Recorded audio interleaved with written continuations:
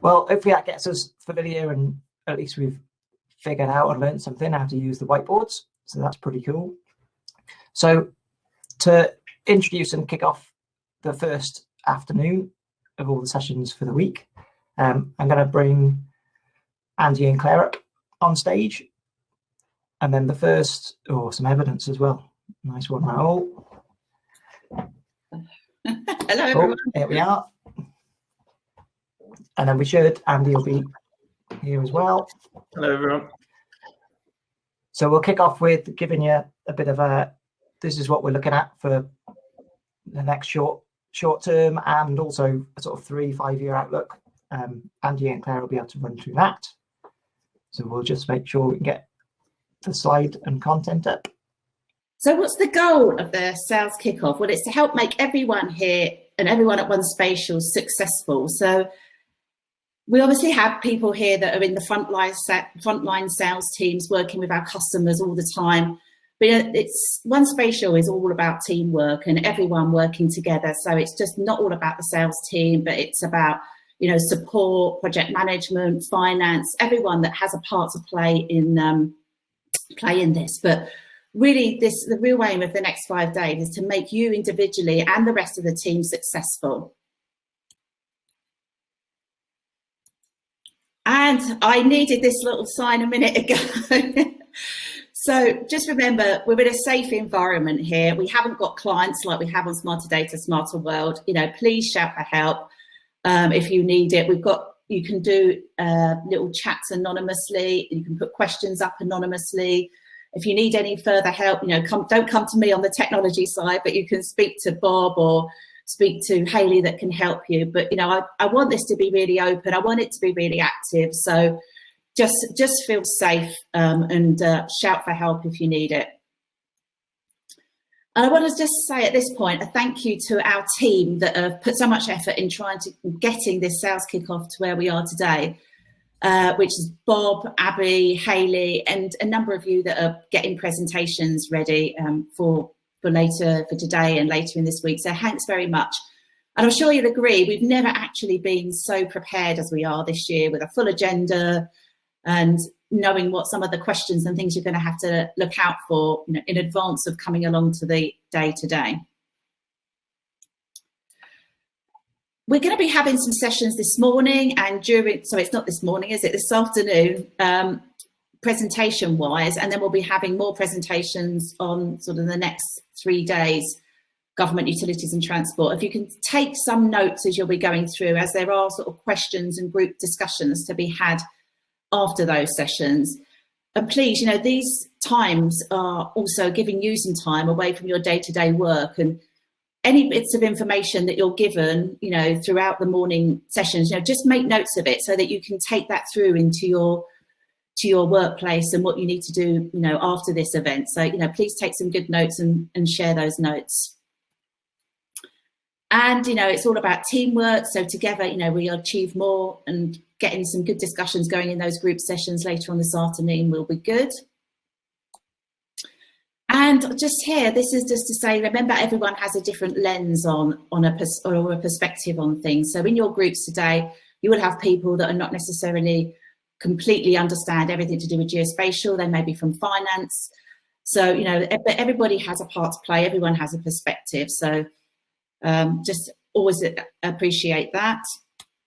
And finally, we're probably already running over due to my technical things, but we will try to keep to time as much as we can. So we have had an unusual year, being a COVID year, but we've definitely had some things to celebrate. So in our markets, I believe we've seen more need for our data governance, and our solutions. And the COVID response has shown an increased need to share data and have your data in order. And we had over 600 people register for Smarter Data, Smarter World. From a solutions perspective, we've now got the solutions catalogue, which came out of last year's kickoff. We've got the new website, and recently we got appointed as a SVUM migration specialty. From a people perspective, we've done really well working remotely, and I believe there's been a really good sort of team culture supported by Wellbeing Months. And from my perspective, we've had some really good meeting cadence as a result of all working remotely. Whereas in the past, we often had sort of some people in the office and some people remote, and sometimes it was difficult to have the meetings and have them as regularly. So I think that's a real positive out of COVID. From a technology perspective, we've had One Data Gateway released and some improvements to our core technology. And of course, we've had some fantastic customer wins. I haven't listed them all here, but we had wins with, for example, with Environment Agency, Michigan, Northern Gas Networks, and the French Army. And you probably have seen this morning that we released a stock exchange announcement following the big win that we've had with Northern Gas Networks on their utility network migration. And that's in collaboration with Esri UK. So that's a real step forward, being the first migration and that collaboration with Esri. But there have been some challenges in the COVID year. Back-to-back Teams calls have been, difficult for some people, or all of us from time to time. And it has been harder from a networking perspective, getting those face-to-face interactions, so difficult to find brand new customers. And not being on customer site has also had its implications, because you don't always get those little nuggets where you're sitting with the customer and you're finding out about what the problems that they might have or projects that they're working on. And we have suffered some contract delays. And with the sales kickoff, there's no chance for us to network face to face, which is a shame. And we haven't got the big sort of evening entertainment that we would usually do. But we do have a little bit of entertainment on Friday. You should be receiving something in the post for that as well. So just want to touch on the geospatial landscape now, where we're positioned and what's been happening. So this is our vision, and we've had this in place for around 18 months to 2 years now. And I believe this vision is really timeless. And then actually it's lining up more and more where the market is, what our customers are doing, what the governments are doing, this sustainable, smarter and safer world, and all about unlocking value. And this is the slide that I presented last year, saying it's not all about the money. There are all these other drivers. And I believe that's just as true now, if not more true. And we've got the United Nations Sustainable Development Goals 2030. And these are a number of these are really being driven by geospatial data and information. So we've got a key part to play.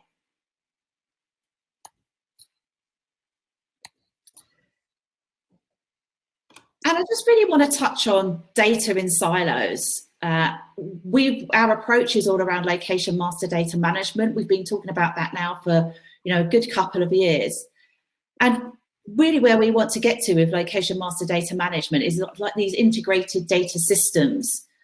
And we've seen a lot of this with our clients and helping them in, with their systems and joining up their systems. But we're now seeing this wider, where the system of systems and agencies and organisations are wanting to join up and share data and share information. For example, the National Underground Asset Register is all about bringing the data together from utility companies.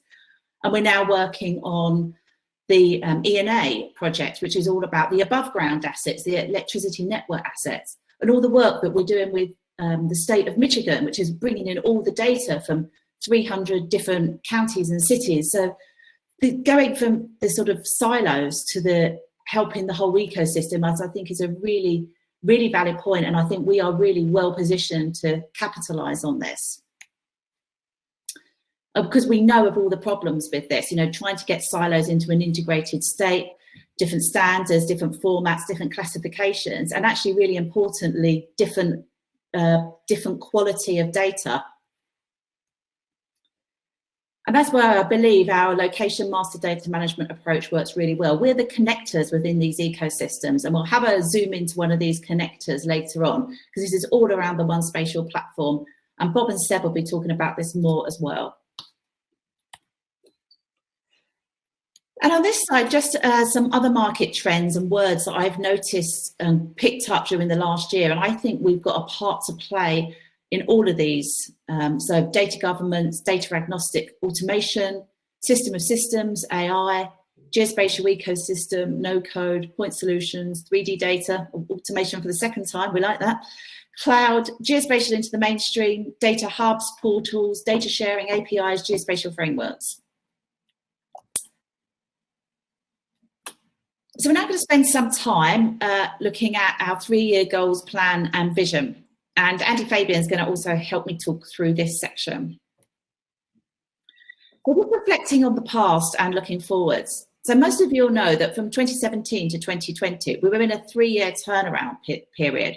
We had lots to do in that period, including we sold Enables IT, we acquired Geomap Images, but the focus really there was around, you know, the turnaround, ensuring good profits, ensuring EBITDA and ensuring cash. This year was meant to be the start of our sort of 3-year growth plan, but we have been hit by COVID, so it did change the landscape.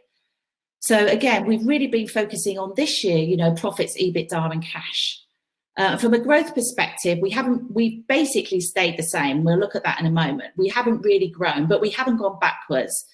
And we did have some challenges, particularly in France in the first half of last year. It was, you know, the local government's elections stopping, and we did have some delays on some contracts. So, you know, I see this as another sort of transition year, but I think we're in a really, really good position for next year, looking at our backlog of work, looking at the pipeline. So, and then going on to the final 3 years, the new 3-year plan that Andy will take you through, this is where we're really now going to be focused on significant revenue growth, which will then in turn drive profit and EBITDA. But I can't, if I say it a million times during the next few days, revenue growth is absolutely key to the next 3 years.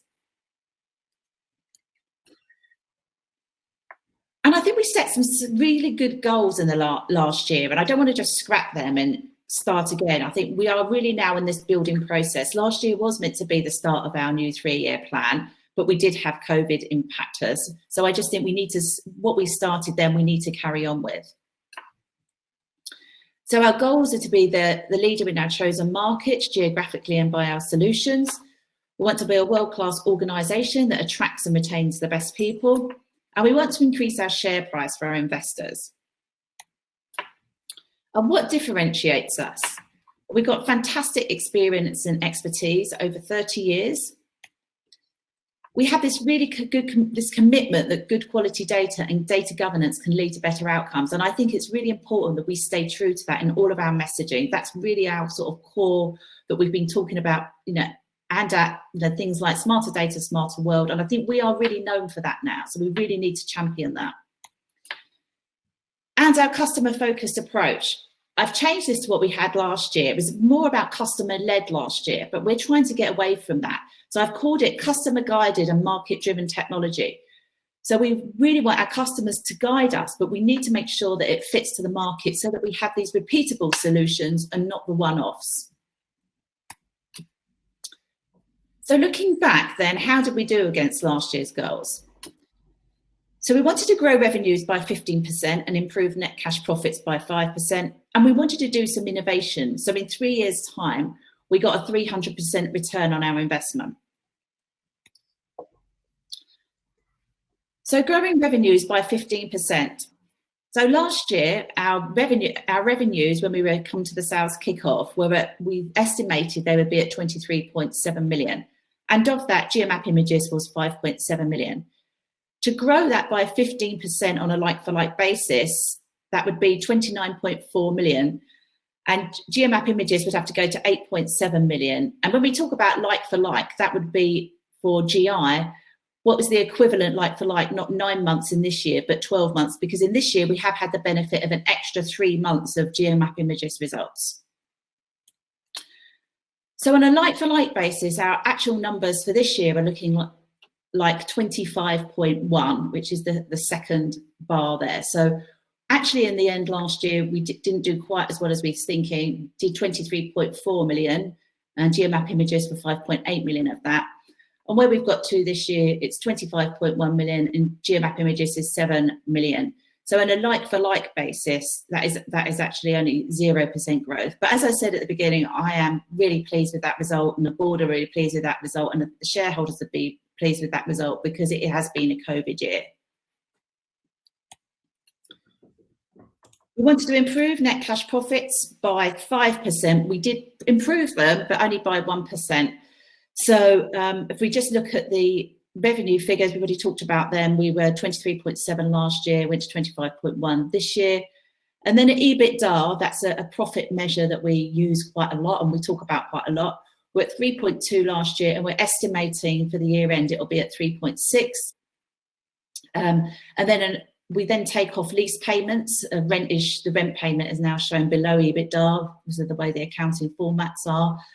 And at operating profit level, we made 2.2 last year compared to 2.5. So that's an improvement. So we've made a 10% operating profit margin. And then just to remember, we are a technology company. We are driven by technology.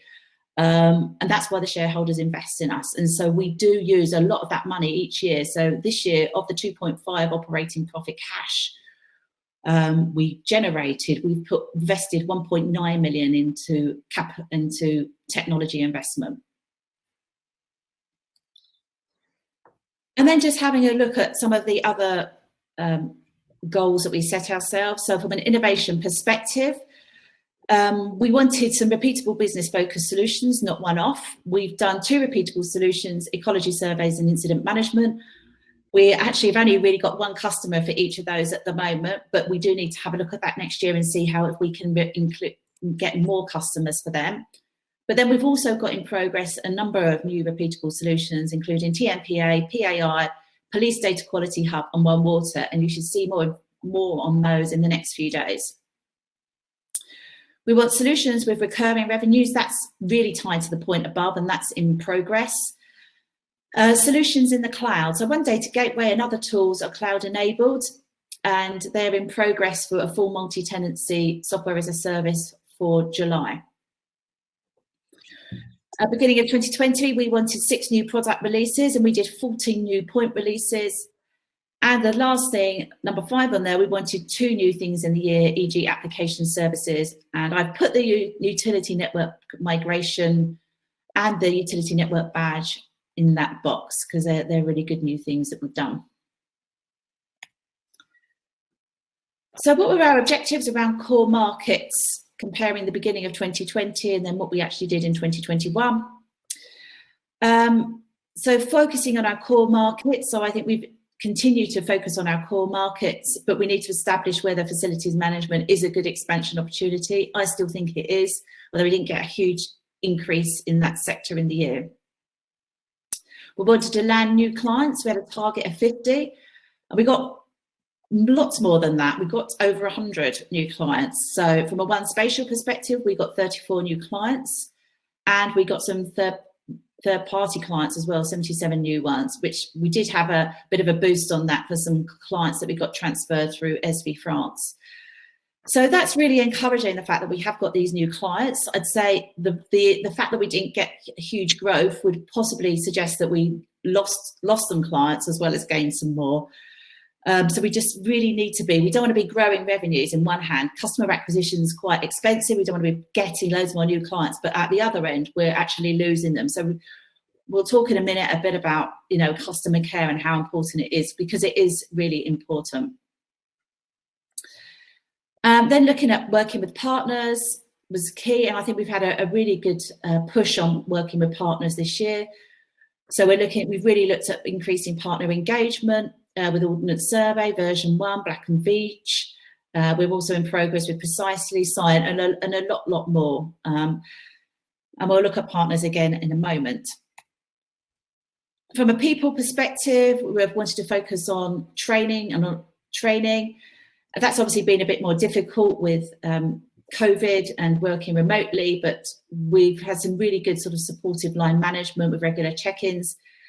And as I mentioned already, it has limited our ability to extend external trainings. Motivating teams, we're trying to keep our teams motivated, things like the wellbeing events. And effective use of tools to help us manage the business was obviously a key goal, using Salesforce and Pardo, and we're continuing to progress on them.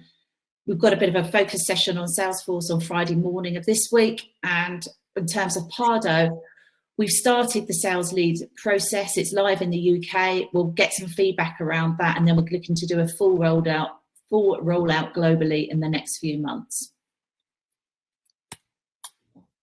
Okay, I'm now going to hand over to Andy, who's going to do the 3-year plan. I'm going to do the slides for him. Thank you, Claire, and thank you for coming back, because I was at the point of just about starting to sing some songs, so I think everyone.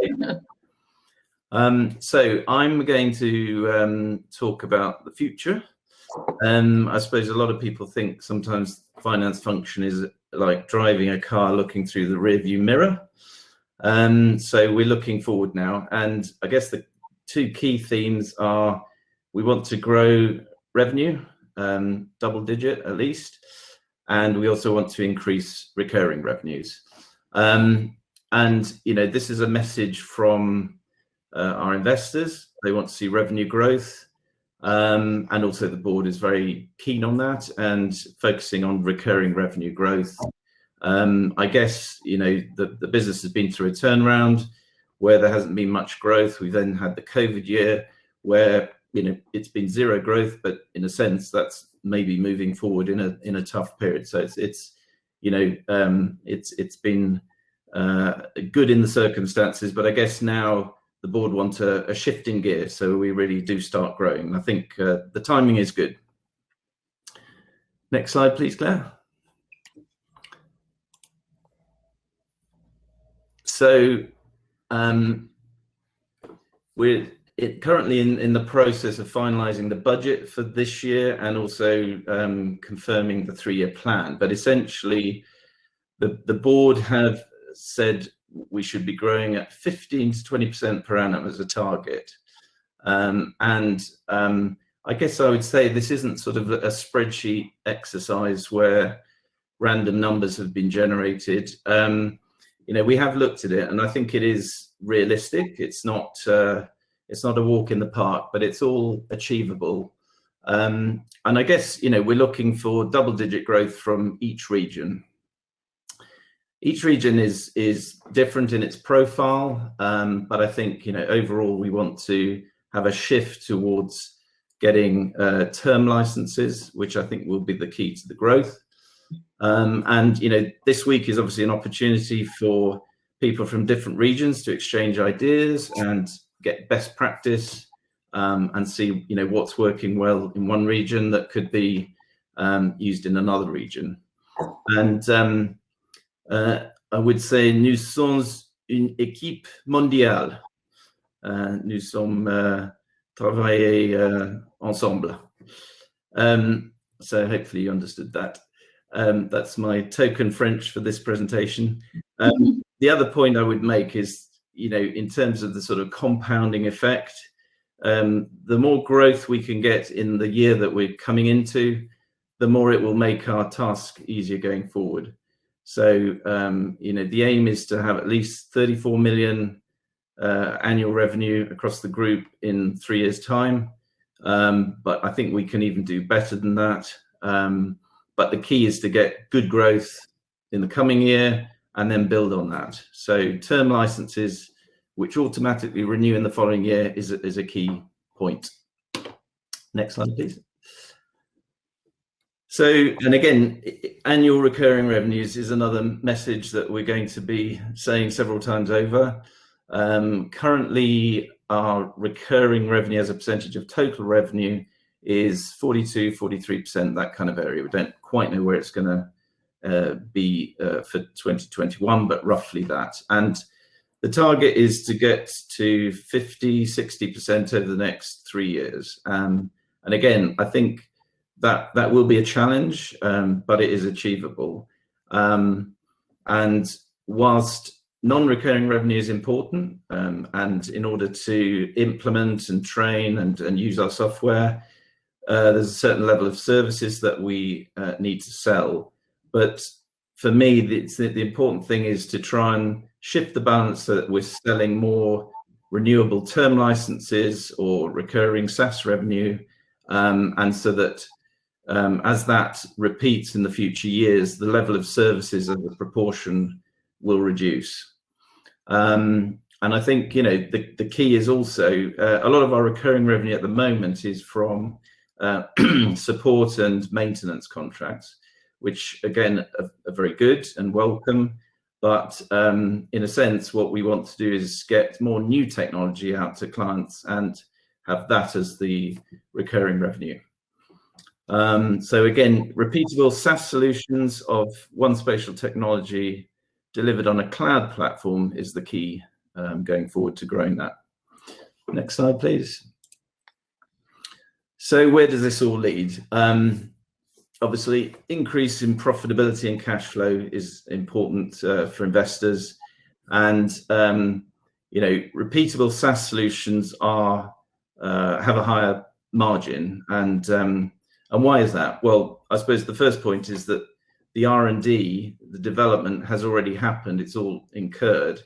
Of course, we still need to keep spending on development to improve things all the time, but essentially that's a factor. The other thing is if you deliver on a cloud platform, the cost of delivery is lower. And also on the support side, if you effectively are supporting one product in many clients, it's more scalable and more efficient. So that leads to a greater margin. And over the next 3 years, we're targeting to get a gross margin of 60% or more. At the moment, we're just a little bit above 50%. So, you know, that will take effort to increase. But again, the more we have the repeatable solutions and recurring revenue, the higher that margin will be. And we also want to grow our EBITDA margin, which is roughly 14% at the moment, and that could easily grow to 30% or more. The higher those measures are, the more valuable the shares are in the market, and we'll have happy investors. And of course, all this leads to cash.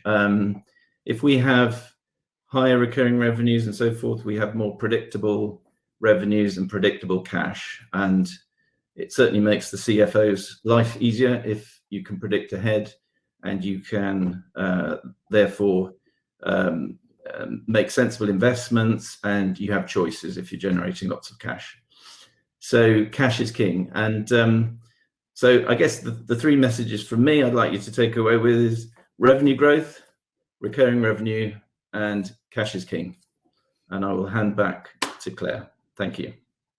Thanks very much, Andy. Right, I'm going to just continue on that theme a little bit, but you've done a really good explanation of it already. But just looking at the highest quality of revenue here down to the lowest quality of revenue, Andy mentioned about SaaS and all the reasons why that's of high quality. We haven't really got that, I would say. We should be getting that towards the second half of the year when Seb's finished our multi-tenancy SaaS cloud platform, and we start getting solutions on there such as TMPA. The next quality, I would say, is the term licenses. Then we have renewals of support and maintenance. And then we have some term licenses where they've not been as repeatable. We want to make them more repeatable, for example, the incident app.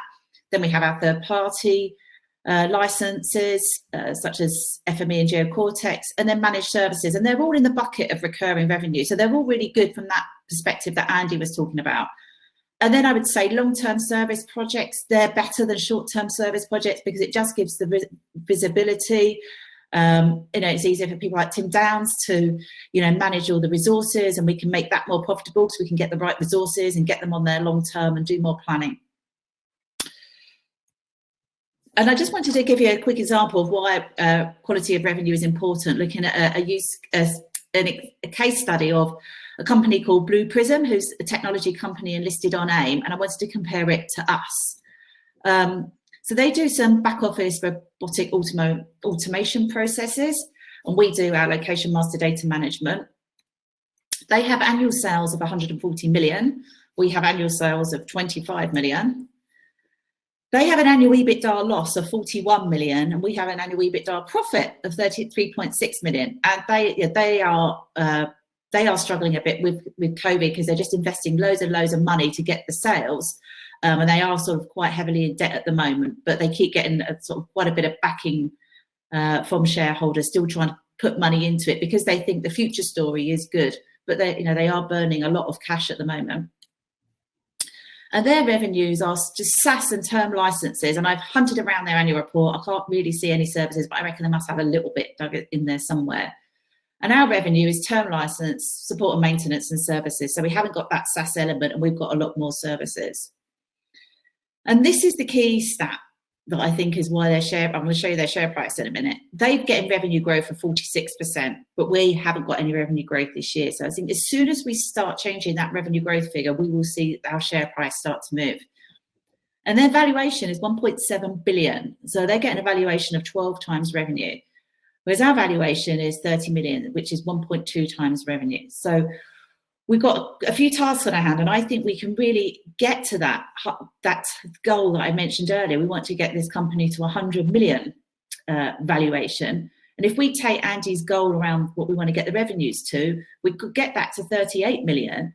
We'd only have to have a multiple of 2.6 times to get to 100. We wouldn't even need a 12 times revenue. So all these things like SaaS revenues, revenue growth will really help us. And I think it's really achievable, honestly, I really do. So you'll probably recognise the growth pillars. We issued these after the sales kickoff last year. I won't go into detail because I've also noticed the time is really pushing on. But we've got innovation, customer relationships, and smart partnerships. And I just wanted to touch on a point on each of those really. So where do we want to be? What is our vision? Well, I see our whole vision for One Spatial all around the One Spatial platform for data governance, and then using it to build these applications such as TMPA. And it's important that we can build some of these applications in a multi-tenancy SaaS platform, but also term licenses are very good.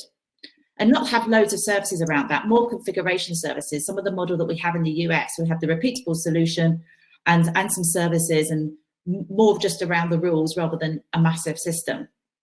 But I know we do have other elements to our business. So the other part of the business is the business application services.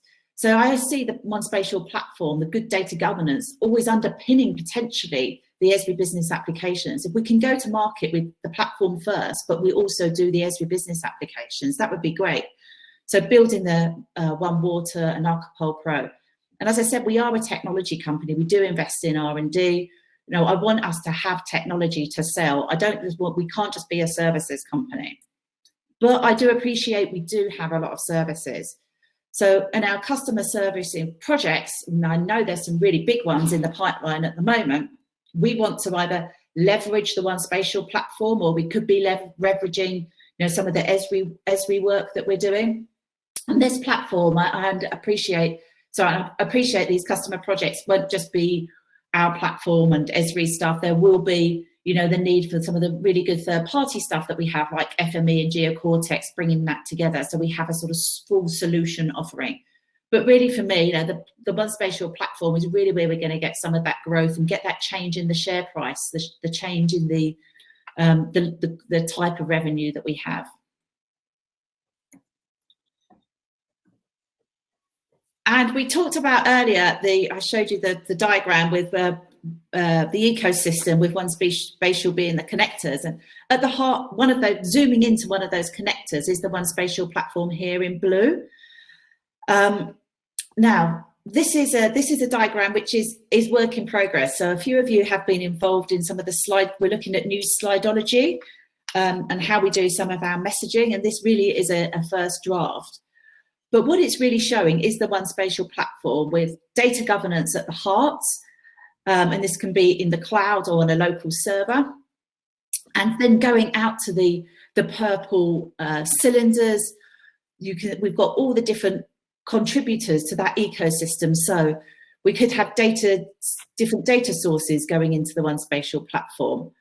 We could have our One Spatial apps linked to the platform. So once you've got your data good, you can then use it in your incident app. We then got the systems pushing the data into our platform and pulling it back out, for example, with the Esri systems. We then got data standards that are going into the platform, using our rules to check compliance with these data standards. So all these different elements of the ecosystems going into our platform and then back out of the platform, which is really where I see as this connector. And then as we go around the platform, you know, we can audit and clean the data. We can then synchronize the data across the ecosystem. And then we don't want the data to be in a data swamp. We want to check the data for any changes and only update the systems once we know it's clean and good data. And then we can analyze the data for good business decisions and analysis. So that's where I really see the One Spatial platform sitting within the ecosystem. And as I mentioned, we will be doing more work on Slideology, and there'll be some other, you know, slide diagrams, and we'll be looking specifically at the Esri system and how we sort of interplay with that. And Bob and Seb will be talking about the One Spatial platform in more technical detail a little bit later. And then so that's the first, so this is the first growth pillar in terms of innovation. The second growth pillar is around customer relationships. We know we need to go and get some new customers, and as soon as we can get out, we need to get back to face-to-face conference. We need to figure out pursuit teams and innovation roadshows. And then existing customers, as I mentioned earlier, retaining existing customers' accounts is key. We need to do maps, major account plans, and we need some customer care.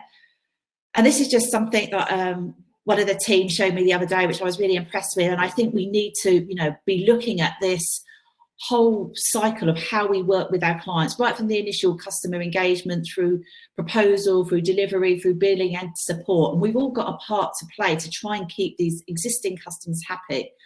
And there's a lot of customer touch points throughout the customer engagement with all these different people.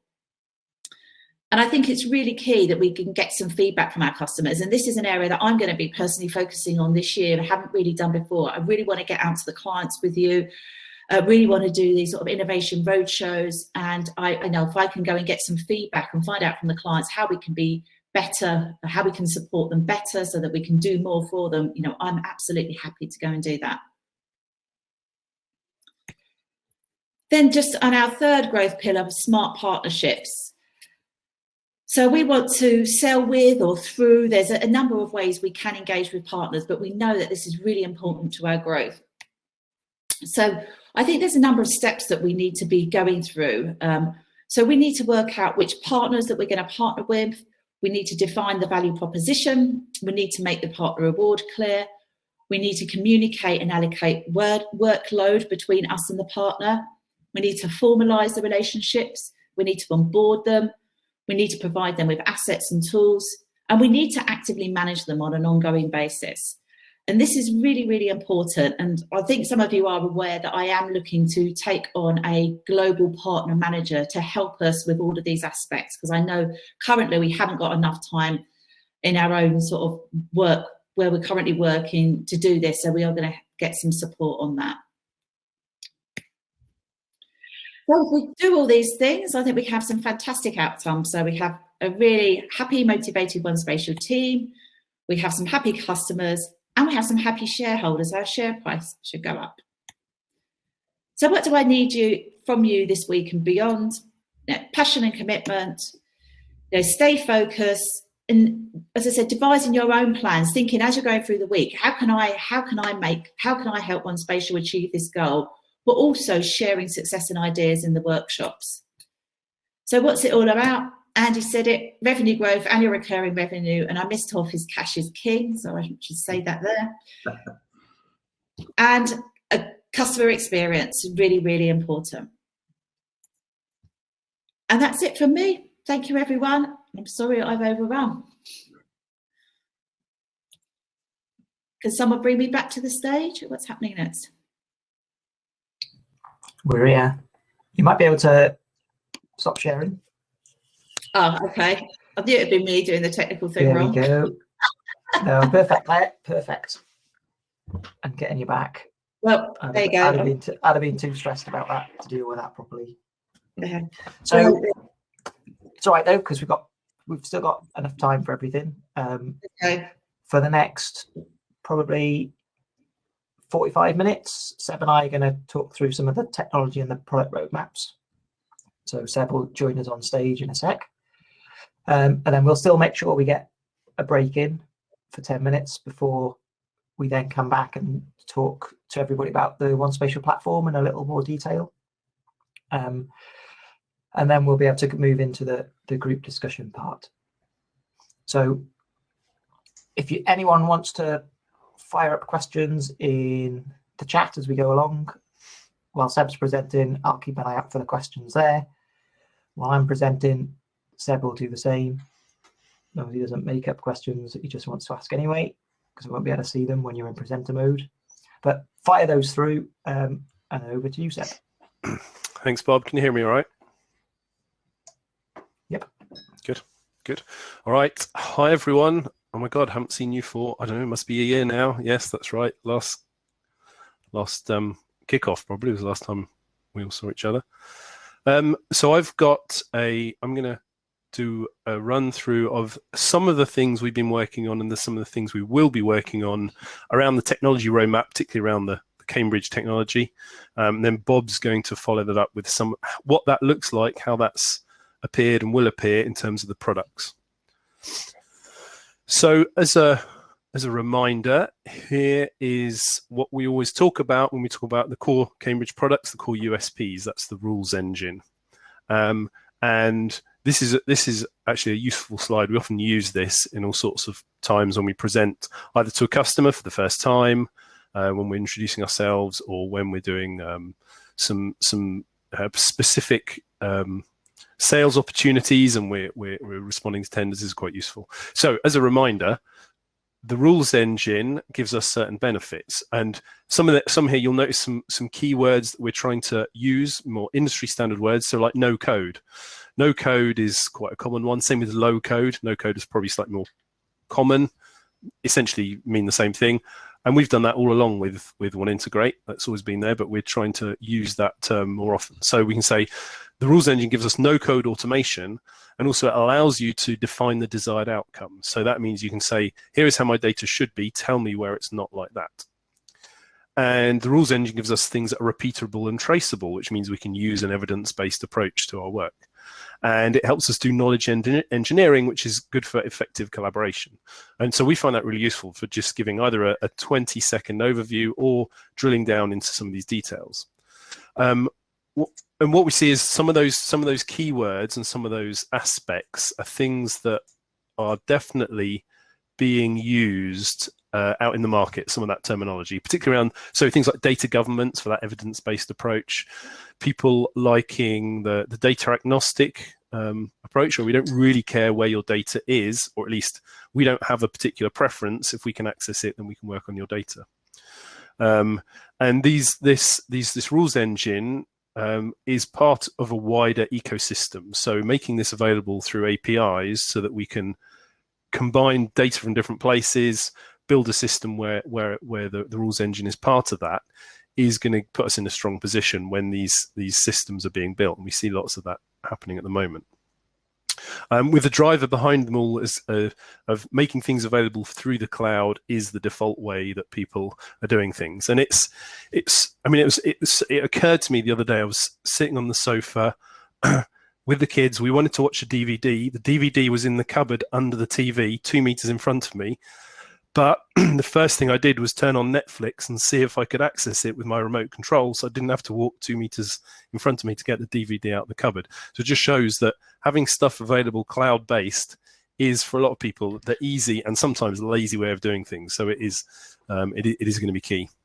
And that ecosystem and API approach, where we see people building these data hubs and data portals, either because we're being asked to build them for them, or they're building them and they want a capability. That's where a lot of this cloud capability and this rules engine is going to be driving us through these data sharing and data APIs, and that's what we're going to be helping to build with this technology. And so those feed into some of these technology trends, and we'll be talking about some of those over the next few days. But again, they're all things that we either have a story for and we provide, or we are positioning ourselves with, and helping to strengthen these stories so that we can describe our technology using this standard terminology. And what we find is that there are lots of cases where the market messages are catching up. So we have the technology that we've been doing this stuff for a long time, and actually that's that's playing very well to a lot of these emerging requirements and requests that are coming out of customers now. So here's a reminder. This is what we did in the Smarter Data, Smarter World 2019, I think. Just a reminder of the terminology. So when we're talking about cloud stuff, generally there are often three bits of terminology. They do overlap a bit, but generally the way I view it is infrastructure as a service is rent a box. So can I have a machine with Windows or Linux?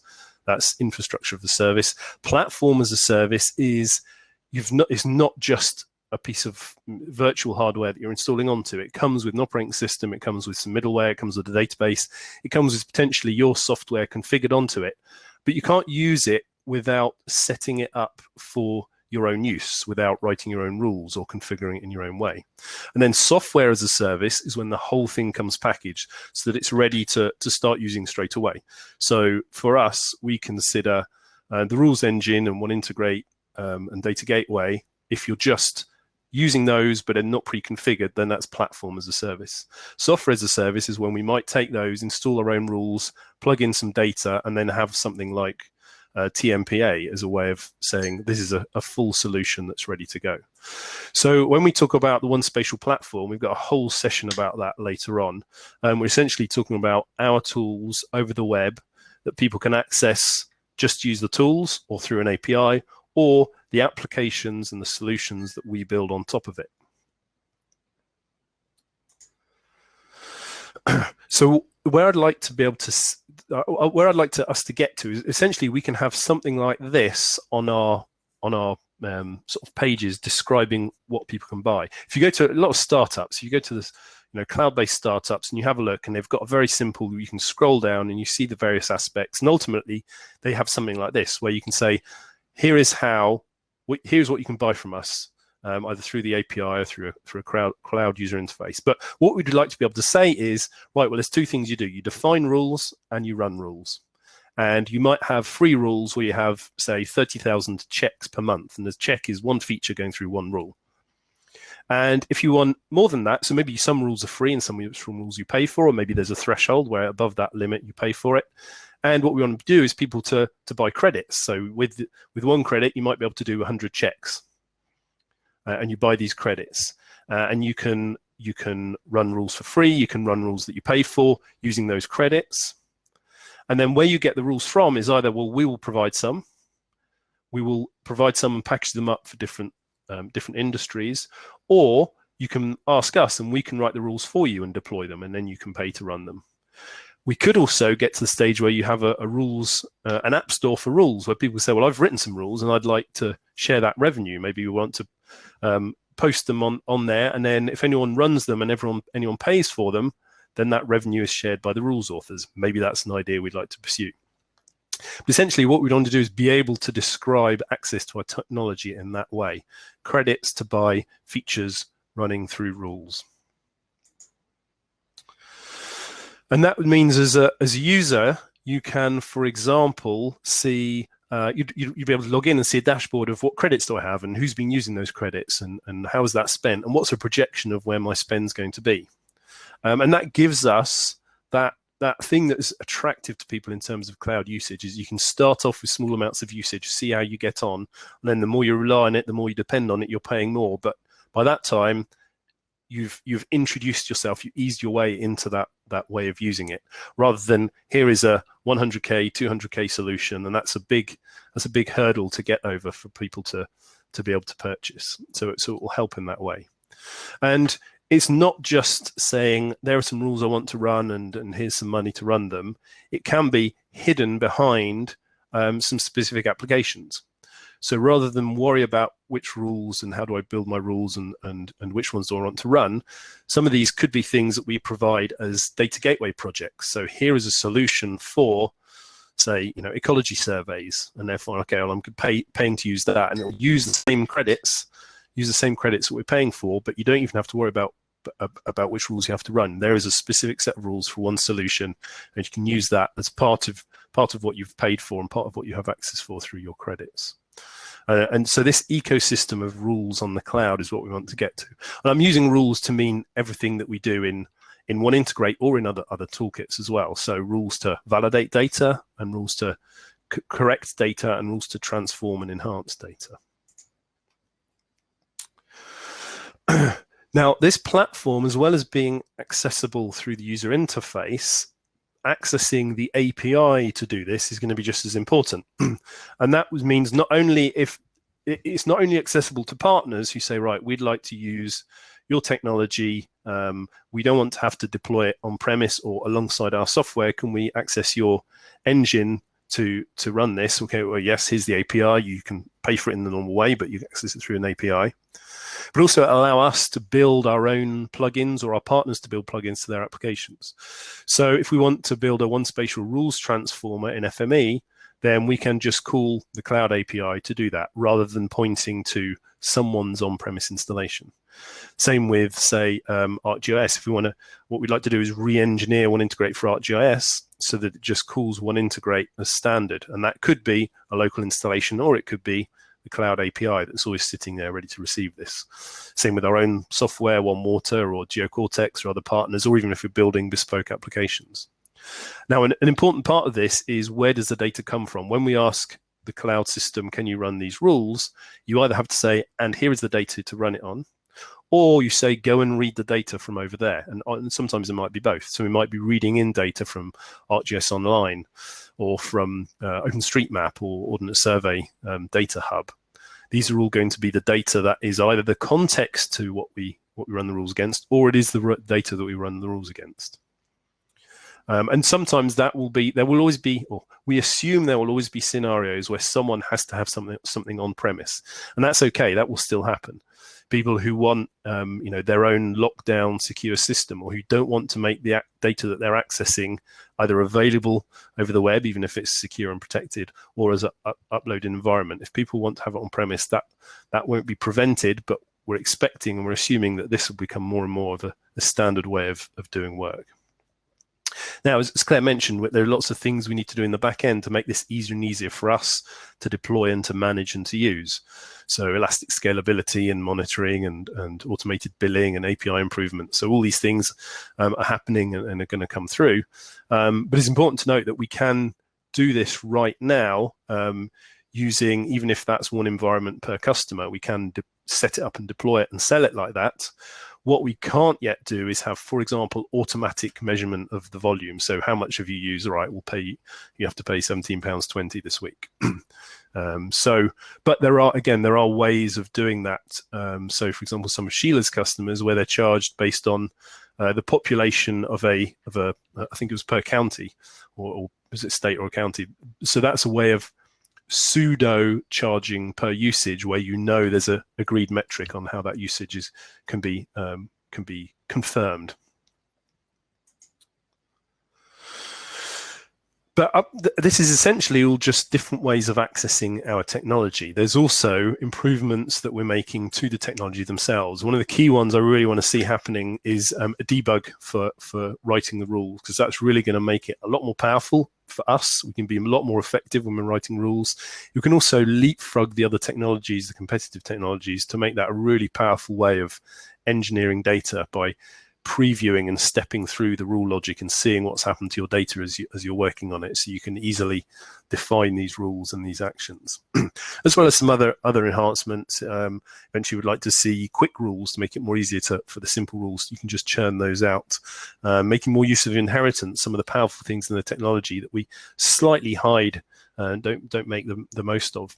Machine learning is also a key thing, where that is an alternative approach to writing the rules, and we've got some projects going on at the moment where we can integrate with machine learning toolkits so that we can prepare the data for training machine learning, and then we can make use of that trained information within the rules. We might even eventually use them to enhance the product itself, for example. So if you'll keep flagging up special cases, oh, okay, the rule said it's wrong, but actually I know this is a correct case, well, maybe that's something that we could learn over time.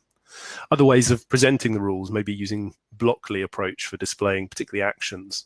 So these are just things that we'd like to see appear in the rules engine.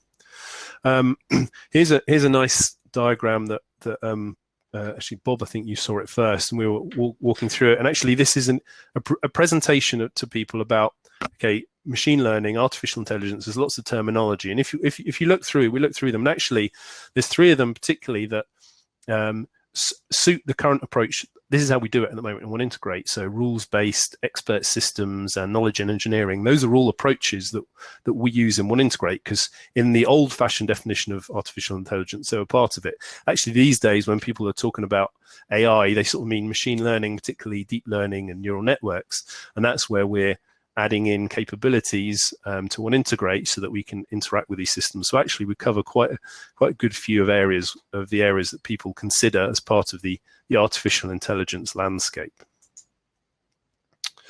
But there's another area that is very much just initial thinking, but I'd like us to see what we can do. And that's the story around Internet of Things or sensors or data lakes, or you've got huge amounts of data coming in, much bigger than we can handle, or even potentially, normal relational databases can handle. And one of the technologies that's used to do that is Apache Spark, which is something that Databricks is built from. So the people who designed and invented Apache Spark spun off a Databricks product or company. And one thing we could do is, well, we could just make that another data source. So we read data from there, process it in OneIntegrate, but it was still fairly limited. It's not massively parallel. So what we might be able to do is, could we use the concept of rules, but have them rewritten so that they run distributed on Apache Spark? So then we can really meet those massive IoT sensor use cases. Who knows? It's an experiment that we need to do. We'd like to investigate it more, but that's an idea. That's a vision of some of the things we're starting to think about, the next steps beyond the immediate rules engine version that we're working on. And then some of the other areas of the technology where, again, some ideas of where we're thinking. So right now, One Spatial Management Suite relies quite heavily on Oracle, the database, the WebLogic application server, and the BPEL process engine. And there's a couple of ways that we could evolve that. One is Oracle Cloud. So the Oracle team are talking to us about what they can do, and that might be one option to make it easier for customers to say, instead of having to deploy all this heavyweight stuff, quite expensive stuff onto your hardware, maybe there's a cloud alternative that's maybe not cheaper, it depends on the price, but at least is easier to manage. The other approach, again, which might be, is, well, can we rely on non-Oracle versions of this stuff? So a database could be PostGIS, but it needs long transactions. Could be other things like a big data store, NoSQL data store. And then Wildfly at the application server level, we can do that already. We know that, so that's working. But then at the business process engine, maybe something like Commanda. So again, these are thought processes, nothing's concrete yet, but things we'd like to do to evolve some of those other technologies so that we're less reliant on, for example, Oracle infrastructure. And so, yeah, all of these are the sort of technology present and future we're gonna put together to help build this story, this One Spatial approach story. Okay, so now I'll hand over to Bob and we'll walk through some of the product side of things. Cheers, Zeb.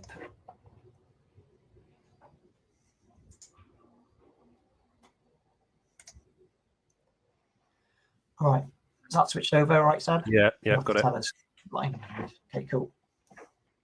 So to follow on to that, first thing I wanted just to remind people about was last year. So all the data management solutions and also the products we released.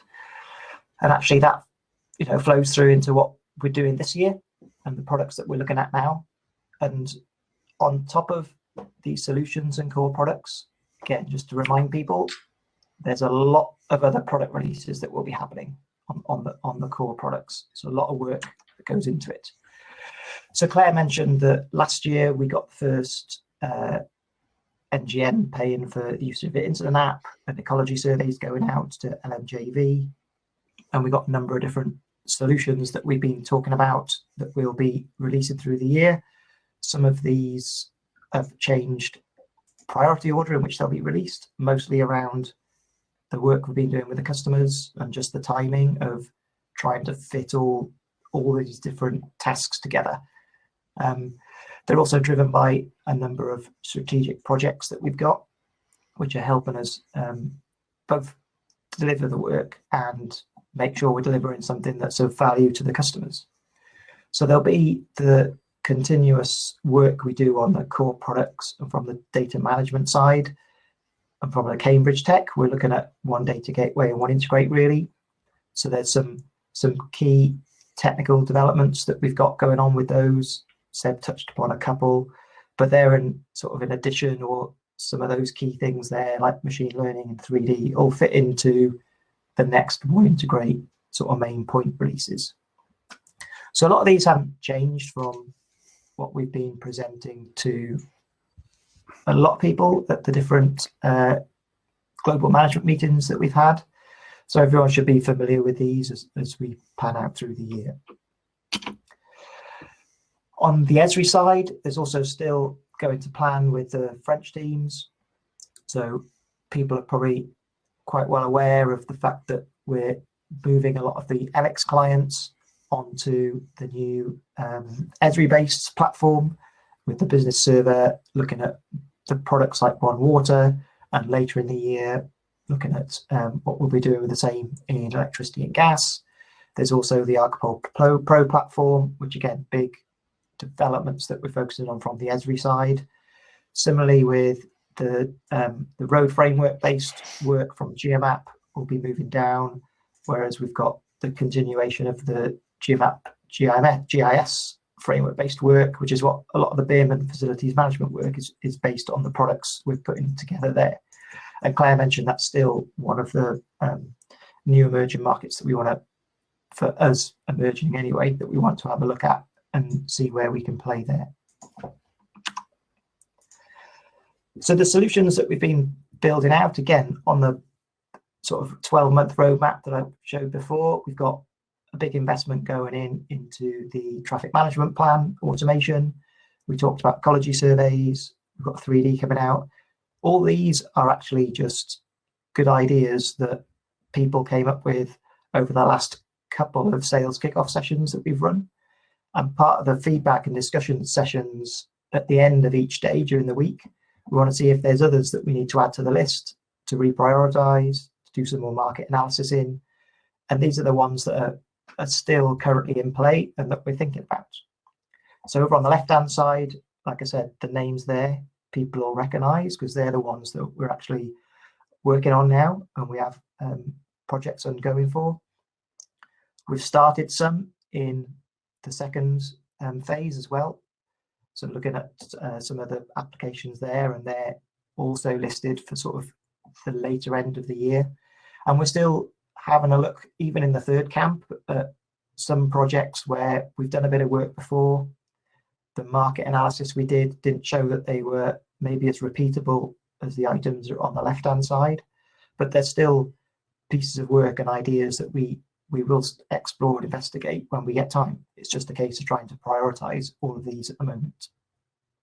So still a lot to do, but we want as many other ideas just over the next few days to come out, and we can start to do a bit more analysis on them to see if they're things we want to pull forward in priority.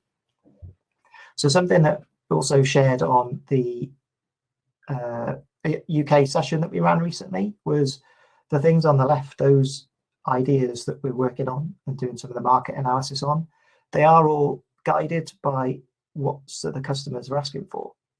So Claire touched upon it earlier, and it's important to get some of the customer guided perspective on it. So there's some PAI work that we're doing that's actually supporting some of the work in Northern Ireland, the UN migration work, which we'll touch on the utilities day and also on the final day.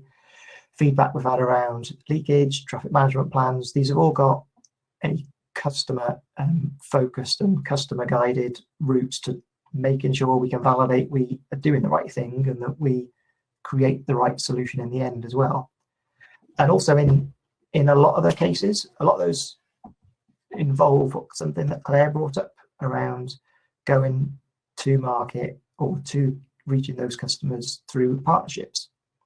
So things we've been doing with Esri UK, Chevron, the work that Phil and the government team in the UK have been leading to get into the police through Procure and Fortress. So there's a lot of partnership work we're doing, as well as making sure what we do has that customer guided innovative approach. So couple of bits of information I just wanted to share to give people some ideas of what products we've got within each solution, and it is something I've shown before, and I know some of the teams have then used these sorts of overviews when presenting the company to their products. We've got a lot of products and solutions across all the different verticals, and there's new ones and old ones in there, but all these are actually ones where a customer has paid for a license or support and maintenance again over the last 12 months. And they're based on a lot of good core products. So Archipol, the one spatial data management products from the Cambridge side, or any of the third-party tech that we support. So there's a lot of products that are in there. And just to balance that out with where the customers are, so if we look at, about 1,000 customers that we've got, this is roughly how they split out. And it doesn't really matter if we actually compare the split in proportion-wise between our own or third-party technology. It's a similar balance between the central and local government accounts and utilities and transport. Now, when you look at it regionally, you do start to get a slightly different perspective in the balance of all those. So this is just to emphasize that there's a big customer reach we've got out there, and it's different across the different territories. And that's one of the reasons for us being keen to make sure we had a global event like we have the last few years, so we can get a chance for people from the different business units all to chat to each other, to learn from each other and the different experiences they've got, because the markets are different in the different territories.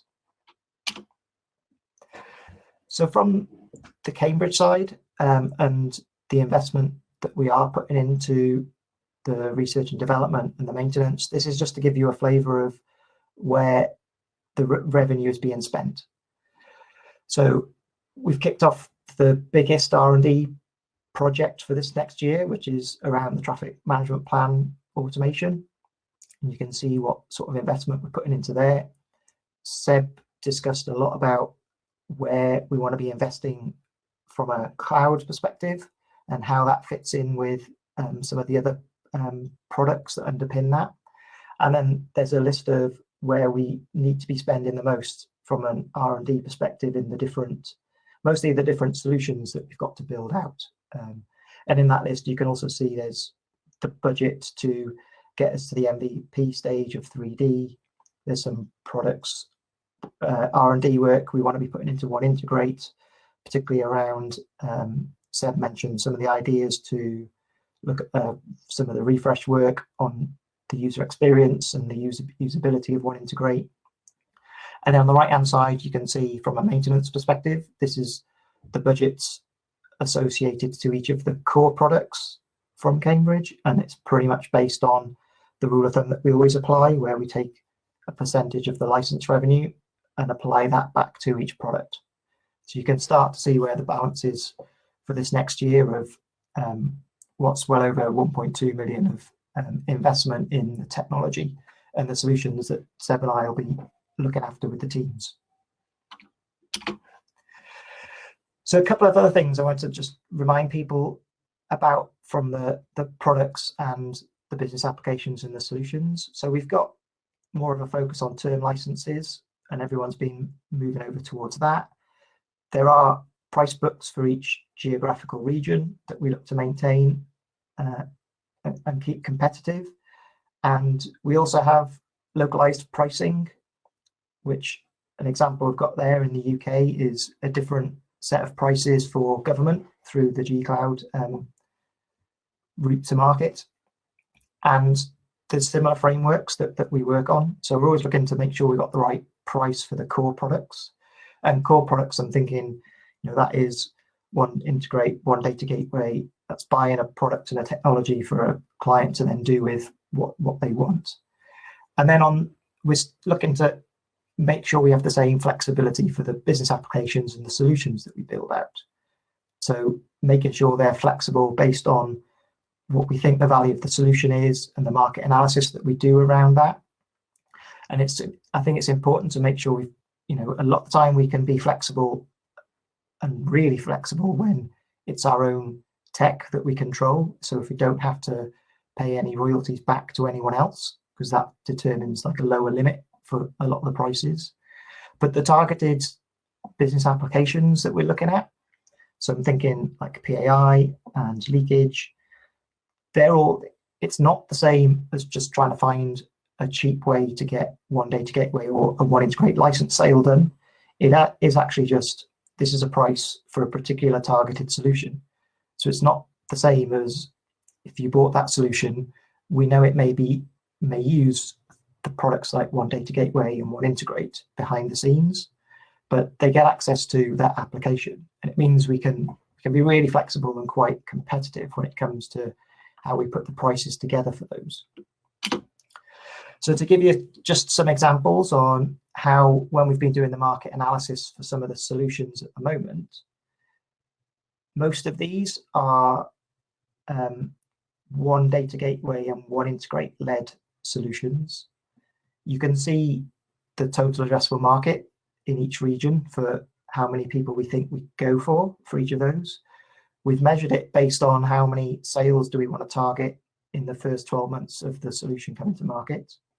And then you can see from a pricing perspective, we've got quite different prices in different countries, in different territories, and also a range of different prices for selling the same thing within a particular country. So a good example there is some different prices for different applications of the Police Data Quality Hub, a different price of a traffic management plan going to a different, whether it would be a utility or a highways authority. And on the PAI side, looking at the core product may not change between the different countries, but the value that we think we could be competitive at is quite different based on what we think the use case is for that product in the different territories. So we can be really flexible in how we want to go to market.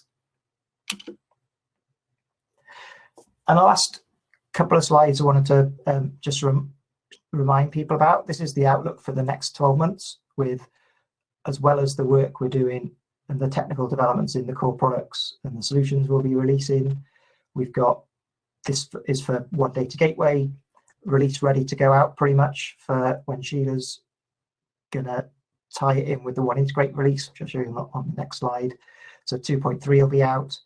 We've then got some additional authorization work we need to do for there'll be another One Data Gateway release partway through the year. And then towards the end of the year, we'll definitely be focused on some additional support for probably workflow within One Data Gateway. Seb mentioned as looking at Camunda as a technology earlier. That's one that we'll be looking at. The submission API work that we may need a bit sooner. Otherwise, it will fit into the next subsequent release. And once we've done the work with adding some more workflow capability through One Data Gateway, it then makes sense to have a workflow that would typically combine One Integrate as well as other third-party products like FME. So having FME support in a One Data Gateway application.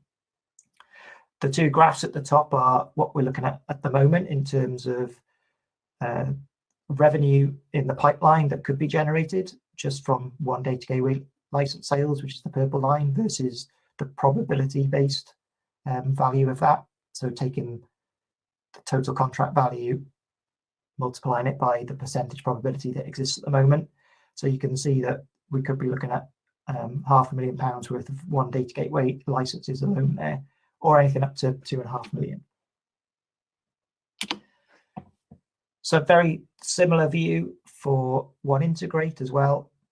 So we've got the release going out in Feb that will allow us to join that up with the One Data Gateway release. We've then got 3 other releases we'll be looking to make throughout the year. The first one in April, that will have some links into the work we're doing around machine learning, which Seb mentioned, as well as just some other improvements we need around the superclasses for inheritance, which again was also something that Seb touched on.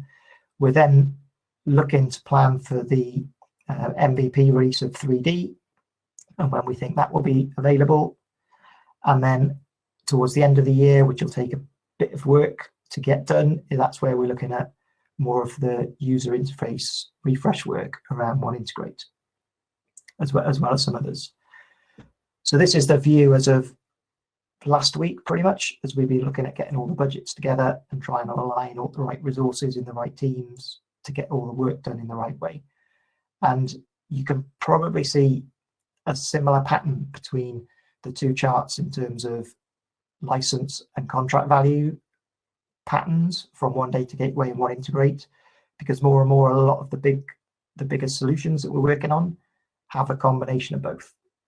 So with the One Data Gateway release comes some One Integrate engines that are needed to do the work, and you can see the trends going up from a probability perspective, £2 million worth of licenses for One Integrate, which could be, from a total contract perspective, could be all the way up towards 14 million for the next 12 months, with some biggish chunky projects going along the way, and those happening across all the geographies as well. So we're nearly back.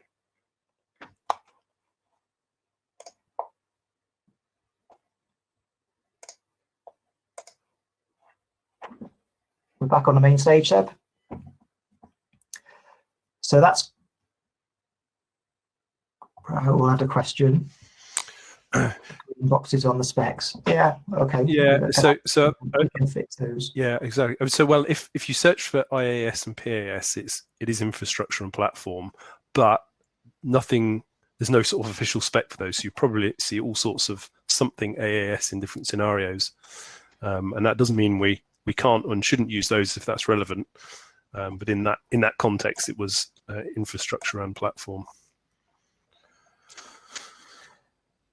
Okay, so we've had quite a bit of us running through the sessions. What we'll do is, if we take a 10-minute break and come back about 3:05, and then Seb and I will walk through the One Spatial platform, and depending how quickly we do that, we'll either move into a little Q&A session, or we might just move straight into the group discussion, because Seb and I will make ourselves available throughout the rest of the afternoon anyway, if there are questions that people have got or ideas that they want to throw out at us.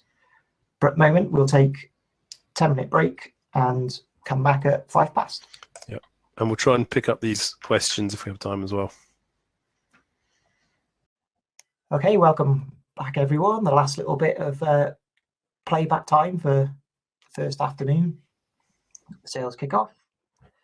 So everyone will have been discussing things in their little groups. We've got about 10 tables, I think, with people on. So what we need to do is, if people could raise their hand for whoever is the one who's going to present from each table, and then we'll quickly, with a bit of help from Lucy, get you up on the main stage. You can then go into share screen mode if there's anything you want to present, or you can just talk back to all the different groups so they can get a feel for the types of things you were discussing and the perspectives that you were looking at, so it can help us all out for the next few days, and in particular the final day for the week. So we need to spot who's raising their hands. We've got Dave, John, Kevin, Sheila. And we'll get a few others, and then when you pop up, if you tell us what table you're on, and then we can make sure we mark it off the list so we get everyone covered. Right, Dave, what table are you on, Dave? On table 10. 10, cool.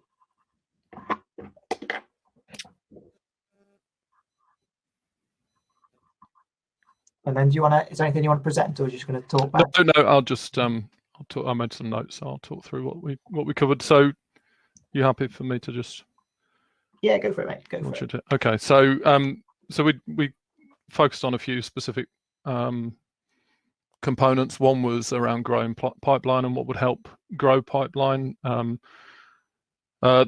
main suggestion really was having pre-sales resource available, but available quickly. So rapid deployment of pre-sales. I think there was a a suggestion that has worked well in the UK in the past, and the American team have success with sort of access to Kevin and colleagues around pre-sales, and having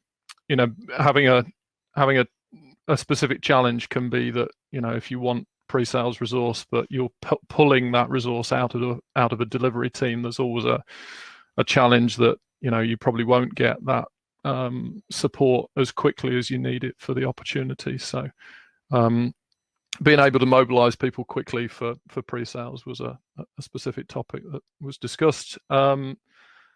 Generation of solutions that are packaged up that importantly can be provided cross-territory. Obviously, a big part of this sales kickoff is that people get to find out what's going on in different territories, but being able to regionalize a solution, or when a solution is being put together, actually think about how that could be used in more than just one territory, is a really early conversation that should happen, rather than trying to focus it around a particular client straight off. So it's just a sort of a side conversation that needs to be brought in really early in a particular opportunity.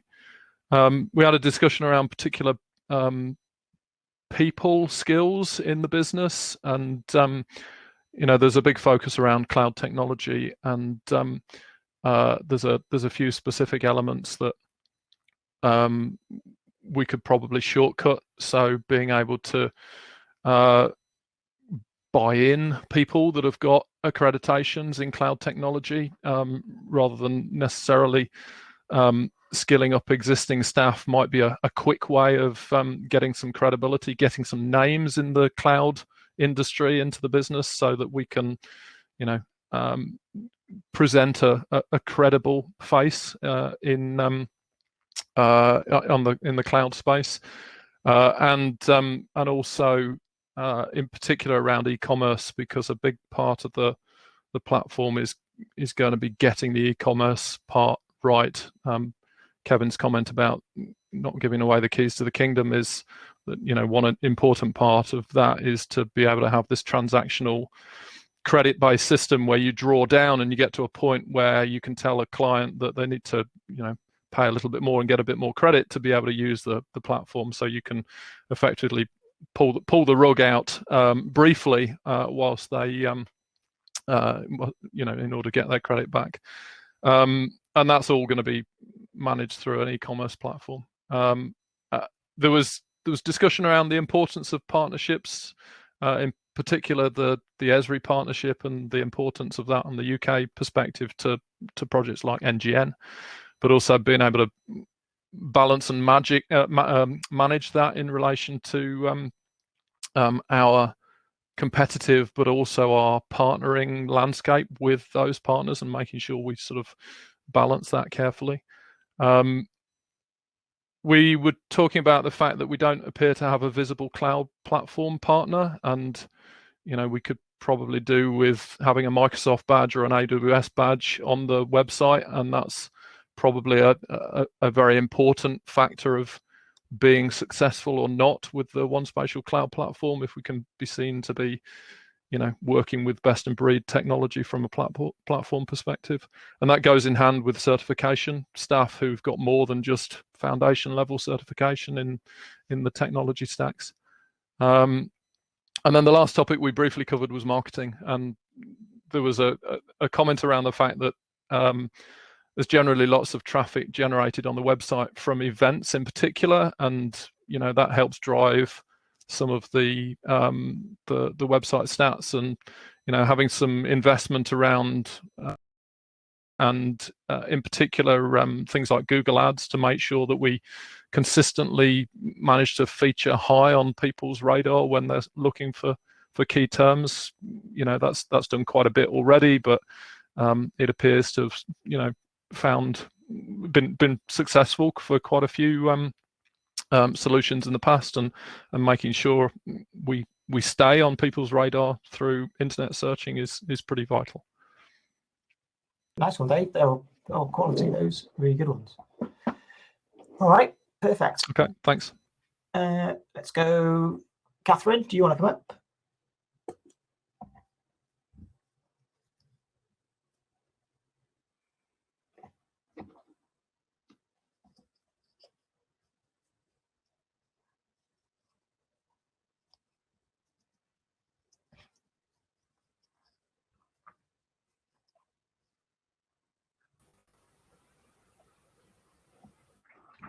Hey, Catherine.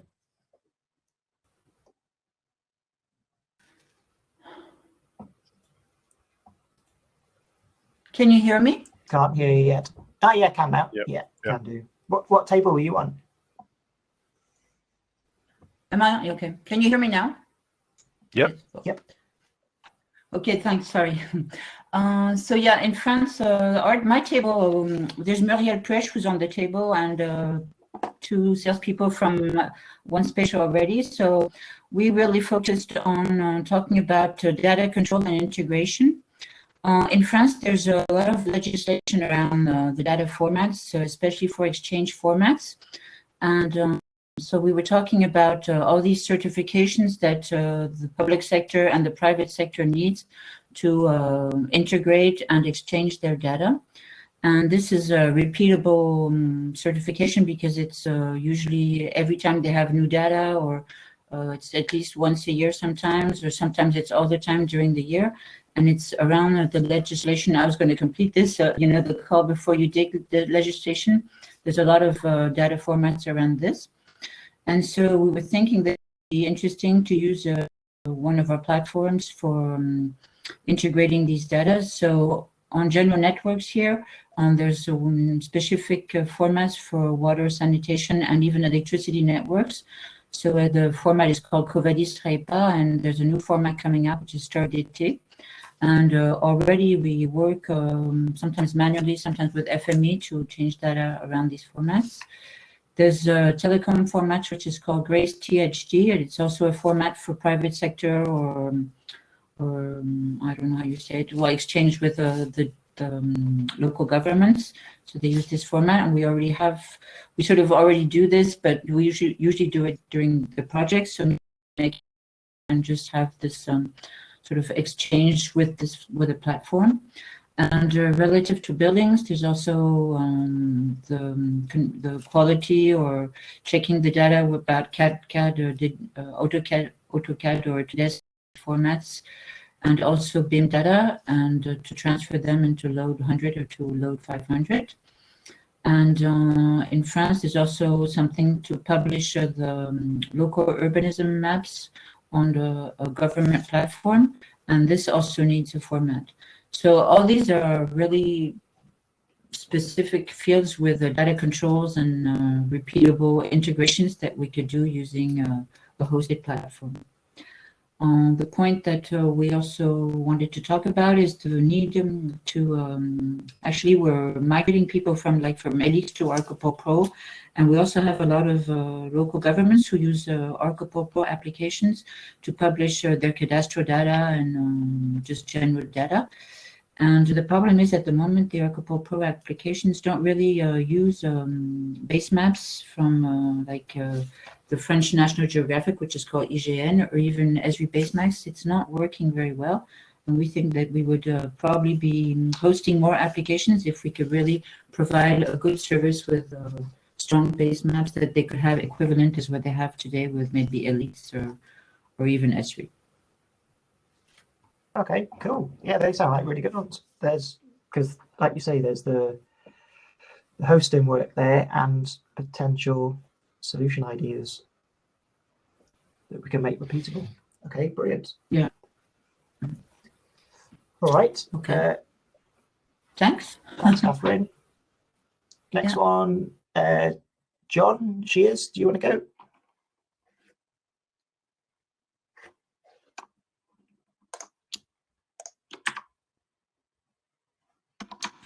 I was going to share my screen. How to do that? Share screen. Let me do. So can you see that? Yeah, okay, here we go. So we tried to do all four of the headings. So this is going to be a bit of a canter through everything. But on the growing pipeline theme, we thought the Innovation Roadshows was a good thing that we should do more of. Obviously, we're doing less and less face-to-face meetings these days. So this is sort of a COVID antidote, really, to sort of try and make sure that we increase our outreach. And obviously, with a lot of stuff we've heard today about our new emerging cloud technologies, there's a lot of good stories to tell there, particularly to users that we probably been in contact with before and have lapsed, maybe didn't need an update. I think we probably start with lapsed users to re-engage with them more, to show sort of new and emerging cloud technology. Was one idea, and also about creating demand. Apologies if you heard this before from me, but the Try Before You Buy program. So this is basically using rule writing as if you like, a tradable currency, so that we can start having a sort of a certification of people that can write rules, because it obviously creates demand for the core software, whether that's one spatial people or not. I think like having our own associate consultancies or something like that. Yeah, it's either these are the third-party companies that have got that we've accredited and trained them up a bit like Safe Software do with FME, so that they become trained and qualified at writing rules, either on a contract basis for us or for their own business. Obviously, that all points towards they need to be able to be skilled in the first place. So we then talked a lot about e-learning, and having this idea of a sort of sandpit where people can go in and start engaging with the technology at a very basic level to begin with, right up to writing rules online, putting it into a one data gateway instance. It's not linked to anything, but kind of shows the process and so on and so forth. So you can kind of grow a bit like a sort of an online proof of concept, if you like. And then project-based licensing. So this is increasing the revenue per account. So you don't just sell one data gateway license into a massive account where you may have lots of users. I know we've got the concept of engines, and we can control it that way. But rather, I think there's more scope to be able to increase the revenue per account by linking it to a particular project, whether that's through licensing or contracts. Then people and resources. Talked a bit about being able to increase our revenues through customer. I think the term customer care was used earlier on by Claire. Yeah, happy. I think this is not just about throwing people at it in different areas. So it's not just the account manager's role. It's it's the concept of service managers, where project managers have a bit more of a sort of a caring attitude towards maintaining some of these large accounts that we are now growing. It's not a question. It's not just a case of getting the revenue through the door. We may have a sort of a long-term commitment for multi-years, 5 or 10 years, for example. So we need a team that sits behind it, that's able to take on that that mantle.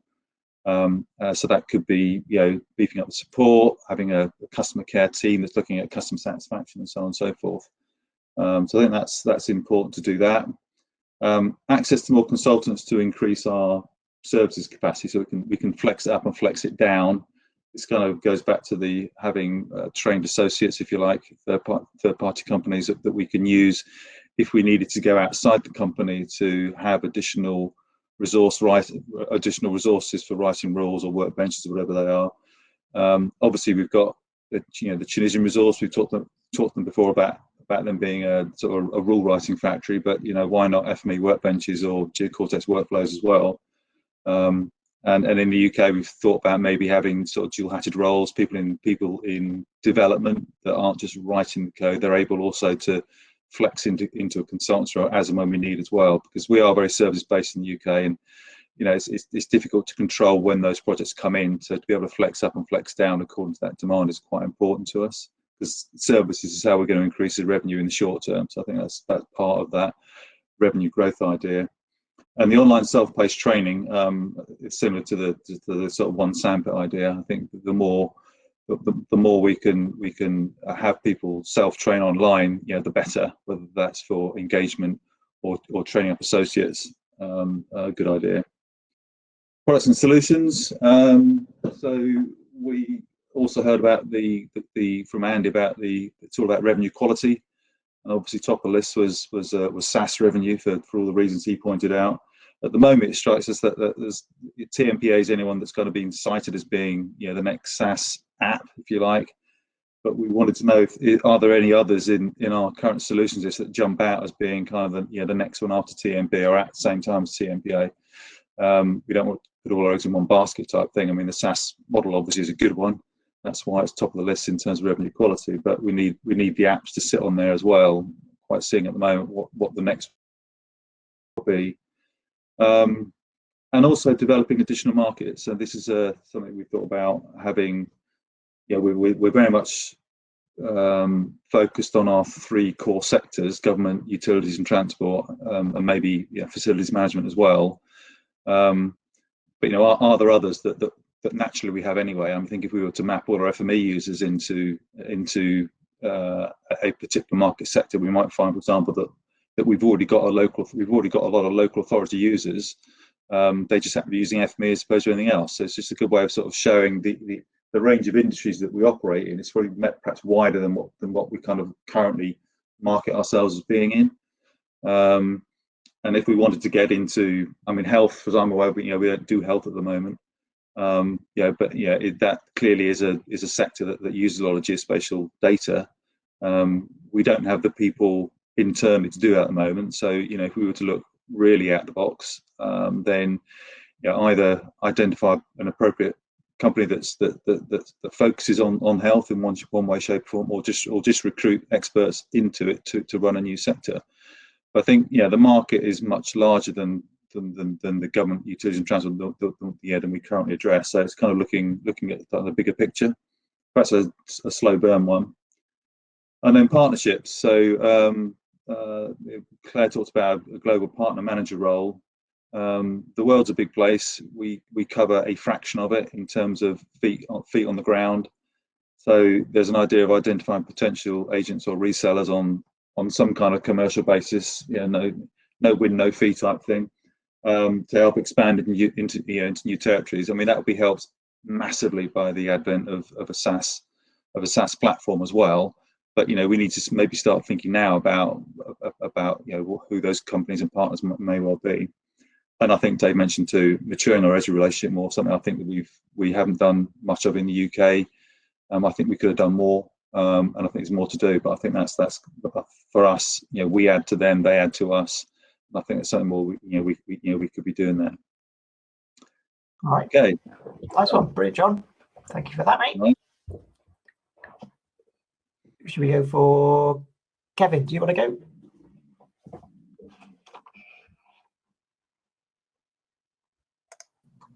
Hey guys. What table are you on, Kev? Table 6. And I'm going to try to share my whiteboard if it's possible. Is there a way to share your whiteboard? Help. Something's just coming up.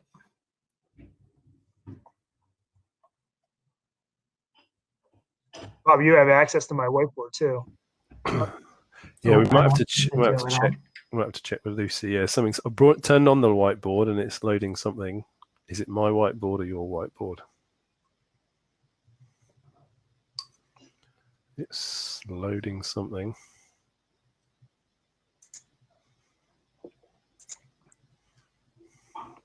Hang on, it's in the chat. There we go. Kevin, Alan. There you go. Okay. I can see a whiteboard, or at least I can see lots of people's names on moving cursors. This is a blank whiteboard, though. It's not mine. This might be a new one for everyone. Kevin, I don't think you'll be able to share your specific table whiteboard from the stage, unfortunately. I okay. Screenshot before we came back, by any chance. Is it? No, I wasn't. I didn't know I needed to take a screenshot of it. Okay. Okay, I can wing it. Let's see here. So one of the thoughts was, as you know, anybody in sales every year they come up with like wanting more things to sell and new things to sell, but we wanted to take a better approach to just saying that we need more things to sell. And John brought up that this is something that comes up every time, and so we have to give more direction. So I think what would really help us is on the One Integrate side is to have more extensions on top of One Integrate. So as opposed to just keeping adding functionality, have capabilities that are licensed for those capabilities. So when we have the new 3D capability, like those data stores that are associated with 3D and the 3D libraries should be exposed through an extension, so they can it will give us something to upsell existing clients to give us more things to sell. And then also it can also help us get more project work from that too. And then beyond just 3D, if we start doing additional data stores, we start thinking about adding data stores, especially if we're not going to just use like FME to do it. There's a lot of development that requires that. So having additional data store capabilities for different extensions or different levels, kind of like how FME does their different levels. Like a generalization, same idea. And then with like SDK library wrappers. So if right now, if you want to leverage the REST API, there's some like scripts that come with it, like Python and stuff like that in Java, but it's not really productized. So we could productize an SDK around our products, and even with integration with like a code or a rule repository would as additional things to sell. And then I know that we're talking about potentially adding some workflow technology to tie these systems together. So having some sort of workflow tools. On the solution side, I brought this up as a question earlier about the licensing packages, or different ways of license, more flexibility in the way we license things, and that's so that would be useful. Like we could package together rules, one integrate, one data gateway in a way that is very specific to their need, but is not opening up to where they could do all these different projects with it. So if we could have a more focused license model for those types of implementations, like if we're going to go to like a local jurisdiction that doesn't have a lot of funds, they may not be able to afford the entire package with, but if you could sell 1,000 of them at a smaller package, that could be something of use. But there needs to be a way to license it that way, which is not currently there. And then we also talked a lot about, well, how do we get customers to continue to renew? If we're doing subscription-based licensing, we need to make sure that they're going to keep renewing their licenses. One is being able to provide better materials for getting trained up. We can sell training, but typically a lot of times what happens is you do a training, they leave the system for a few months, they come back, and then they have no idea where how to get back going. And there's not a real good set of resources and exercises to be able to do that. Beyond that, I know that we talked about that idea of quick rules like we had in OneIntegrate for ArcGIS. That's another area that if it's easier to get them started, and that will help with getting people trained up and using the software. And the more people are using the software, the more likely they're going to renew. There was something else that we talked about. On this also auto renewing. We brought up the idea of being able to, instead of having to go through, like having a way to have customers have some sort of auto renewal of their subscriptions. And I'm assuming that there needs to be some sort of automation built into the way that we do that type of licensing. But that's something that came up. And then on the marketing side, I think, and this is something that's hit us. I mean, I'm sure it's hit everybody in the globe. But with COVID, we're not going to events, and typically that's where we get most of our leads, are going through it to events. So we need better ways of generating leads without necessarily going to events, and that's something that I can see on the marketing side is something we have to work on this year, because we're probably not going to any events in the very near future. So that's, for this year, we definitely need to figure something out along those lines. I think that's everything that was on my whiteboard, but. No, that's cool, mate. That's cool. That's a good one, Kevin, because what I'll do is I'll get a load of these and from all the tables, and tonight, or for people to have a look before tomorrow's session, I'll send them all out, because there's some nice overlapping ones so far, and lots of different interesting perspectives as well. Okay, brilliant. Let's go for Luke, if we want Luke to come up.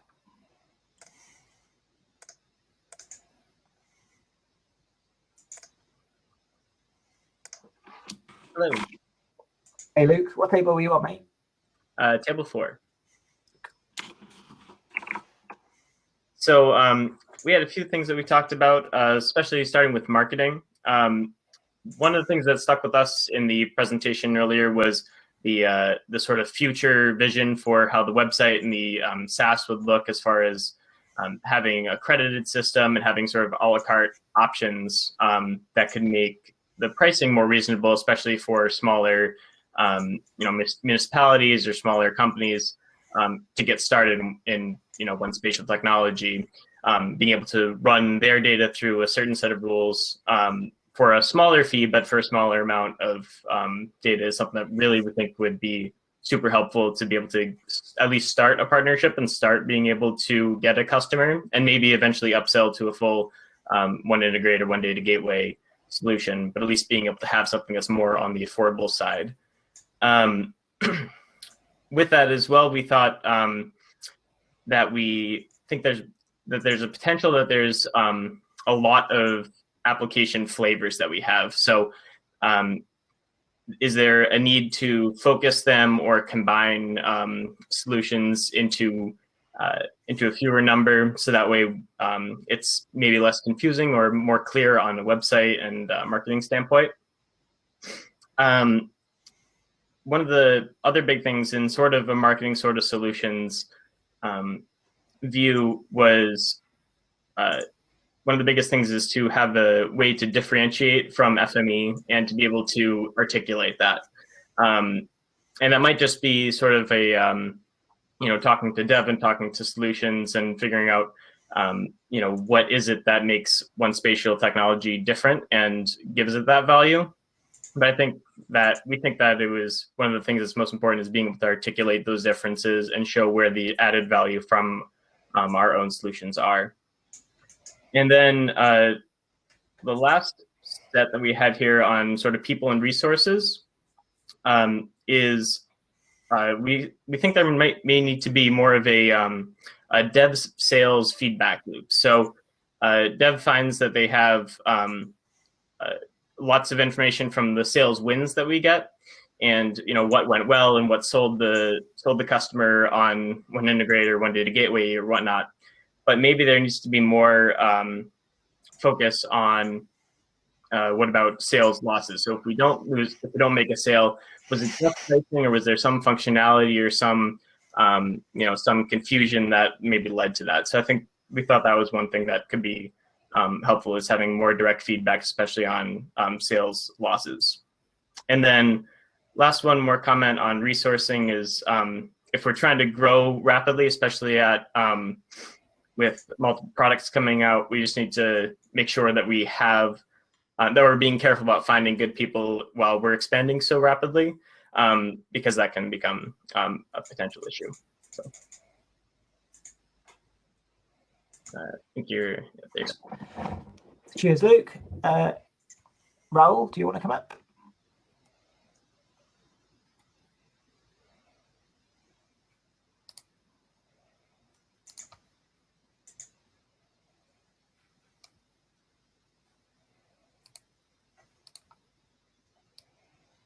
If Raoul's there.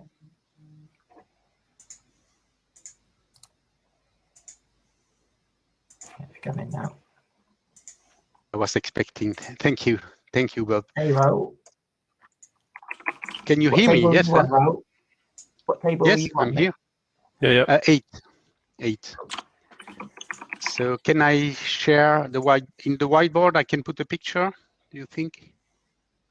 So we won't be able to see your original table whiteboard because this is a new and share screen. But share screen, if you've got it on screen, you can share your screen. You can see yourself. Okay. Can you see my screen here? Yes. Yep. Okay. This is good. So the question was, the approach for now is more to go, for now, what we are doing is to take one guy knowing what one integrated is, one data gateway, and go directly for big sales like SFR, Suez, Soned, etc. So we sell the solution on site and we adapt the solution to the needs of the customer, which is also TMPA, which is not, this is one way to act, but the other one, if we want recurrent revenue, we could try to sell a more simple processes via one data gateway and through a SaaS solution. And so we will reach our salespeople having a lot of customers in the municipalities, government, utilities, and transportation. So we spoke together, and should be nice to make a list of good use cases, fast win for the customer, for collectivity, transportation, utilities, and build those on one data gateway. They don't know what's behind, but we could reach the customer we have, who are not necessarily big one, but a high volume of those one, to attract them and to have a good price on the cloud and an easy solution to be used.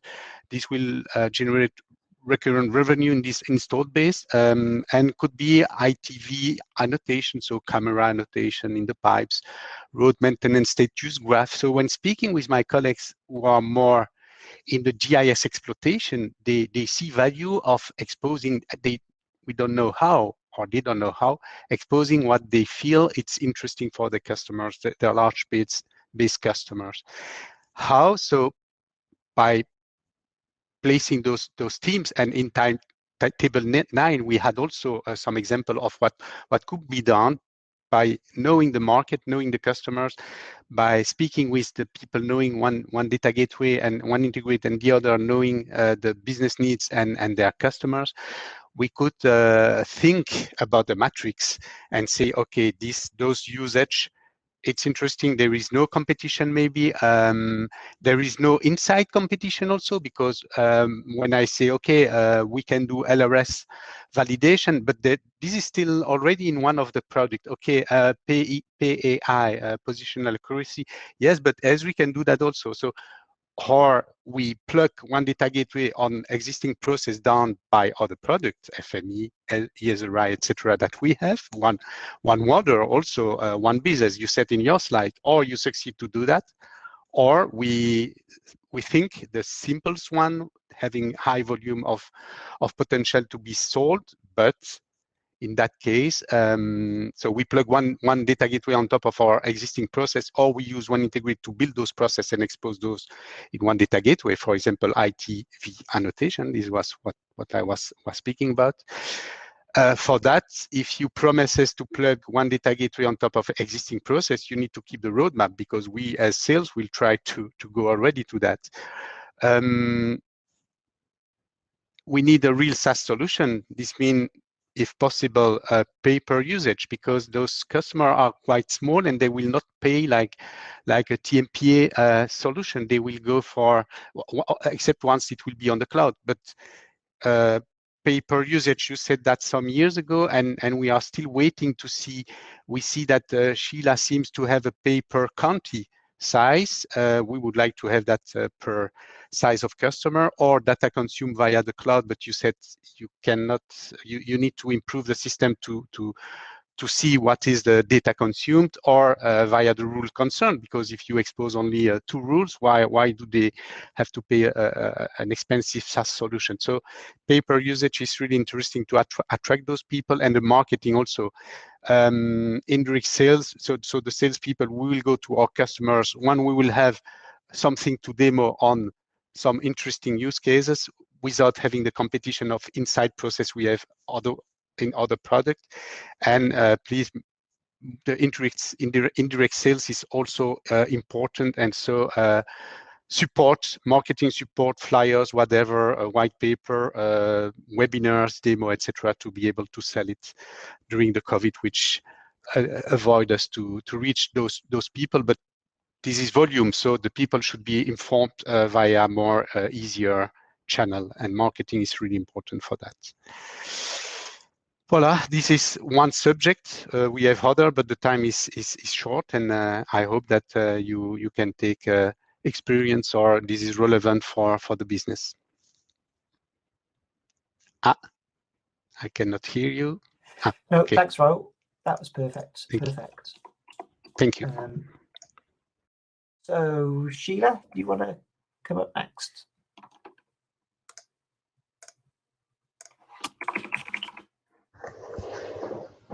And I'm going to share my screen.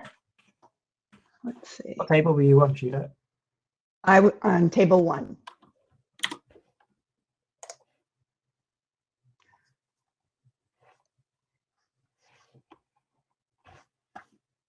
Okay, do you see the right screen? Is it showing? Not just yet. Is there another share screen button once you've selected?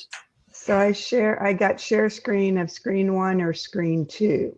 And when you select it, you might have to hit another share So screen. yeah, you might have to confirm. I did. Oh, well, you know what? Rather than mess with this, I'll just talk to it. How's that? Oh. That's Okay. right. That Lucy coming There's a lot of, what's really interesting is I think a lot of the tables are coming up with very similar concerns and things to talk about and look at improving.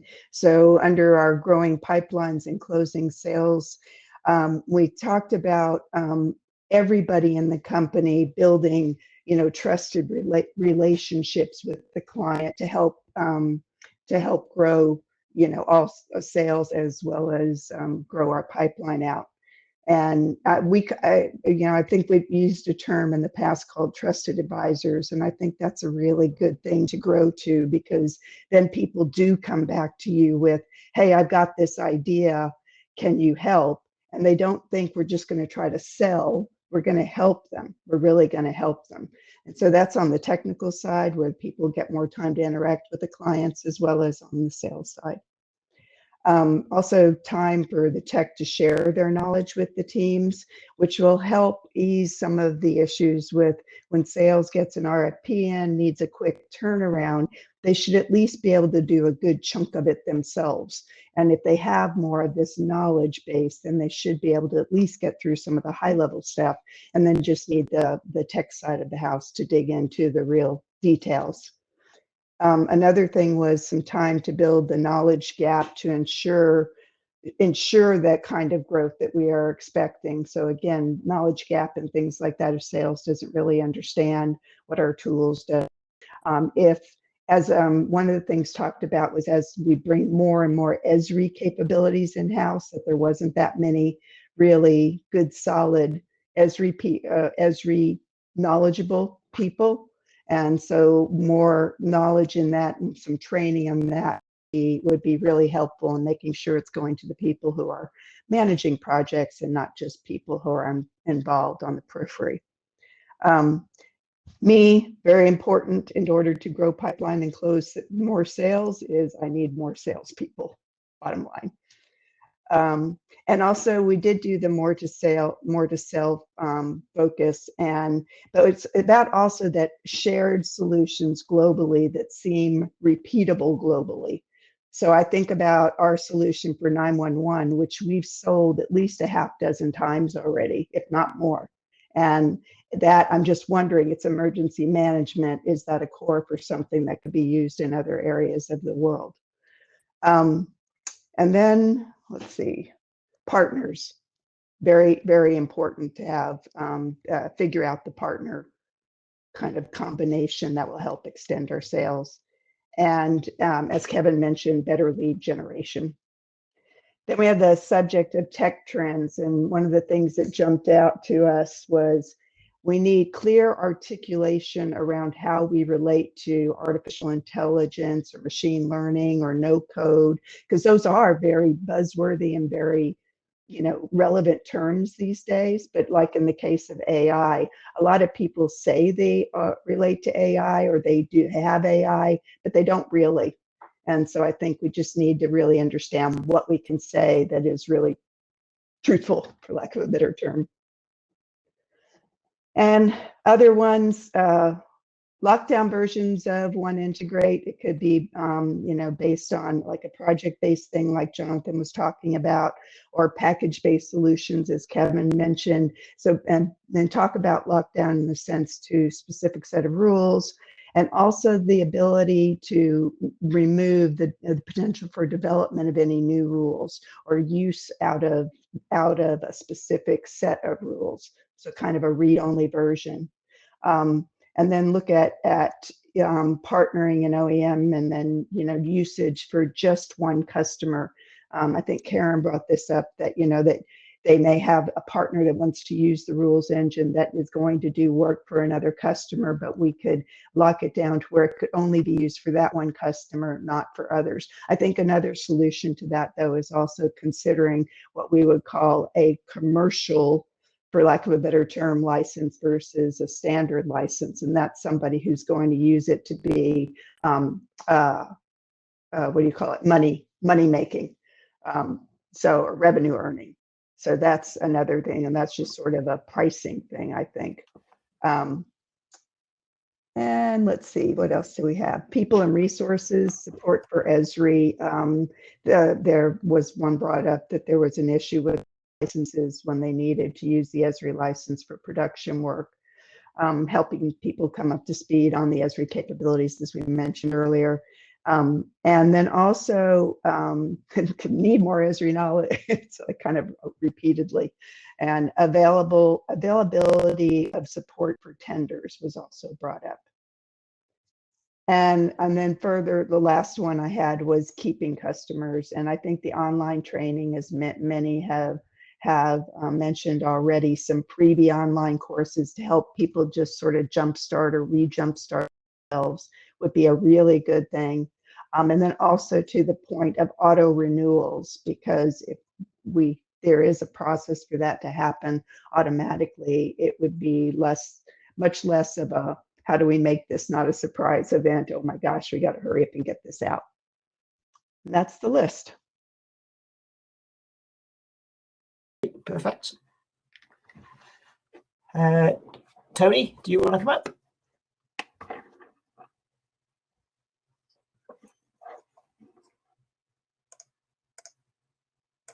All right.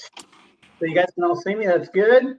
So a couple of things before I go into our deeper discussion, where one of the things we came up with about looking at leads is how to generate leads right now without being able to go to events. I mean, that's one of the big things that I think we're all kind of hearing. The second one was looking at access to, how do we gain access to email and phone through our LinkedIn processes that we're find potential leads, as well as are there any ways we can get more contact and information access lists from associations or events that we would like to get from. Those would be like kind of some really good things that, you know, when we are remote and not able to attend events, how do we supplement that from some other sources that we can start making some cold calls and emails a little bit more accurately.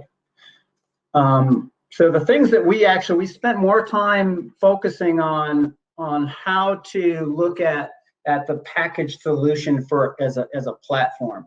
That would be the on-prem plus the SaaS offerings that you all were describing today, and eliminating, call it the looking at the software focus, but calling it a solution or a package only to sell to people by providing a set of tools, both in SaaS as a SaaS offering and as an on-prem offering.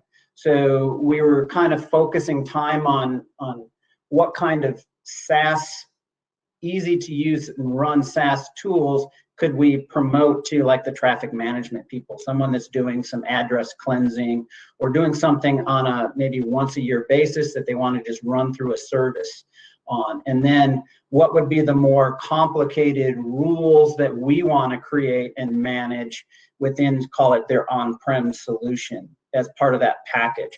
So again, we're protecting our IP, but we're opening up the door for certain types of low-hanging fruit, as we kept calling it, in the SaaS offering. Let's focus on that. Then we can repeat that very quickly across the way, but then turn into a traffic management on-prem piece that is really needed to build some more custom kind of things. The other areas that we really then were starting to focus on, we're really looking at what's a credit, how do we sell that concept to those government organizations. We went back to looking at what is the value of a credit and how do we internally measure and sell that type of service. There seemed to be, how do we do that internally, then how do we sell that externally to the government agencies that have a lot of headache in that.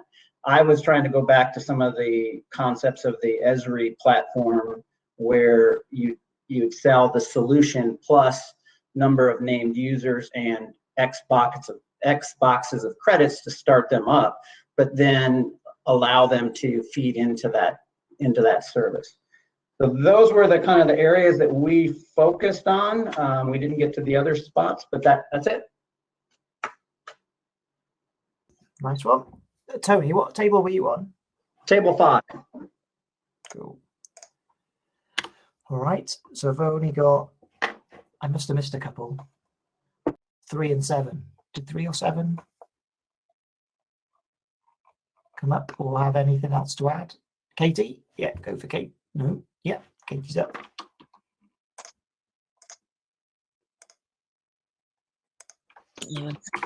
I didn't have to come up here.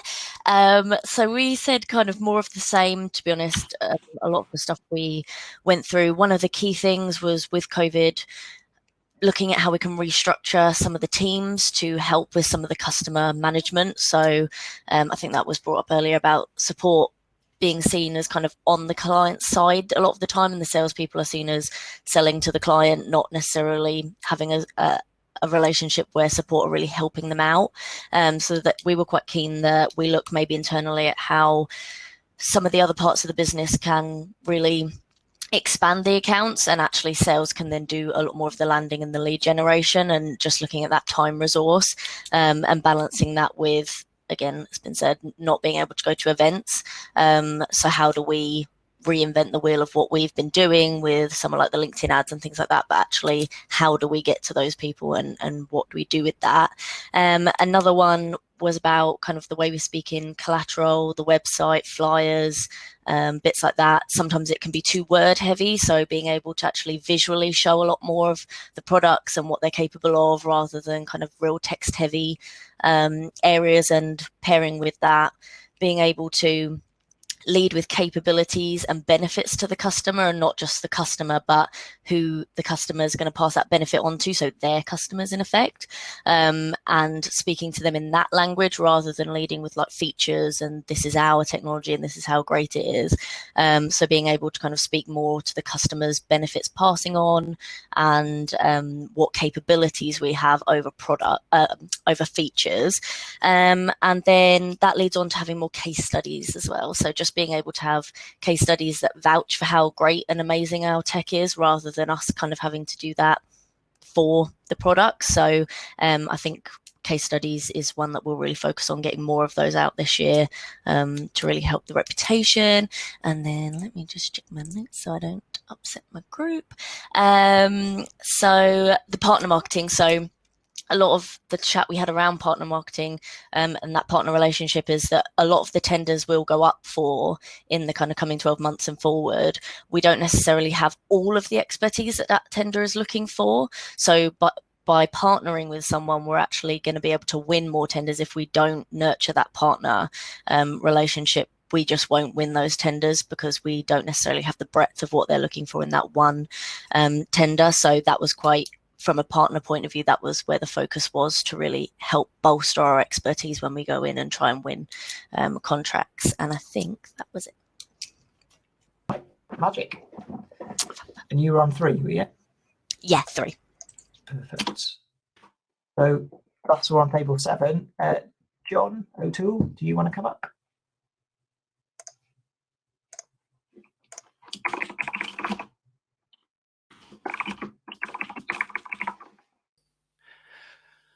All right, can you hear me okay? Good. Yeah, I'm suffering from the same issue as Kevin did, that we thought the whiteboard was transferable, but so we had a lovely whiteboard covered with notes. So I'll just do this from memory a little bit. So I suppose maybe if I talk about the cloud side initially. So one thing we definitely, like at the moment, we've no real cloud references. We have the TMPA offering coming up during the summer, and that'll really be the first one. But for bidding for customer, or for responding to tenders, you often need 3 good references. So we need to find a way somehow of having multiple references, essentially like multiple cloud deployments that we can talk about, rather than it being something that we're saying we will do in the future. And I know Jonathan and a few others touched on that.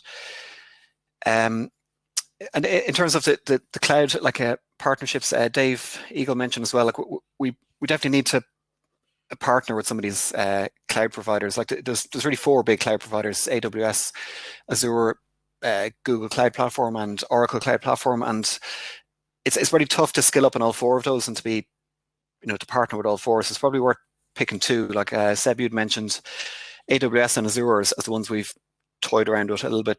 And I think what we should be doing is aiming to have like just 2 things there. One is the partnership. So we should be aiming to get, like Dave mentioned, get us to a position where we can have their logos on our website as actual certified partners. But we need to get some staff certified, like not just kind of tinkering around, but actually fully certified. Like both of those, Azure and AWS, both have solution architect certification paths. So we definitely, like what I'd like to see is that we've got one person certified and a real expert on AWS and one person certified on Azure, and you can pull them in for different situations, and it means it's not one person trying to learn everything, and that helps the product development side. Like it helps guide product development, and it helps with the deployments themselves. So we definitely need to look at that area of actually getting people certified. Let me see. So then moving on to a different area, we're talking about the whole business development. Matt you mentioned the phrase farming versus hunting. So, are we spending all our time, what proportion of time are we spending with existing customers, trying to get new business out of them and try to keep engaging with them versus hunting and going out looking for new business? And I think part of the difficulty there is sometimes the roles, let's say if it's business development, pre-sales or account management, it can be a bit, the lines are kind of blurred between those. And sometimes if you're doing business development, you end up doing a lot more getting pulled onto projects and end up becoming a pseudo project manager, product manager, whereas maybe you really should be trying to get new business.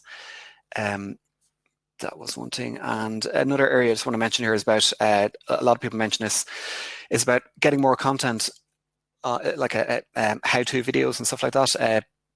Katie just mentioned it there. Like we have, I checked, if you go to our YouTube page, we've got really good playlists on GeoCortex and FME where we've lots of technical examples. So there might be like a 10 or 15 minute video talking about how to do some, achieve some technical task in those products. Whereas we've nothing really there with OneIntegrate.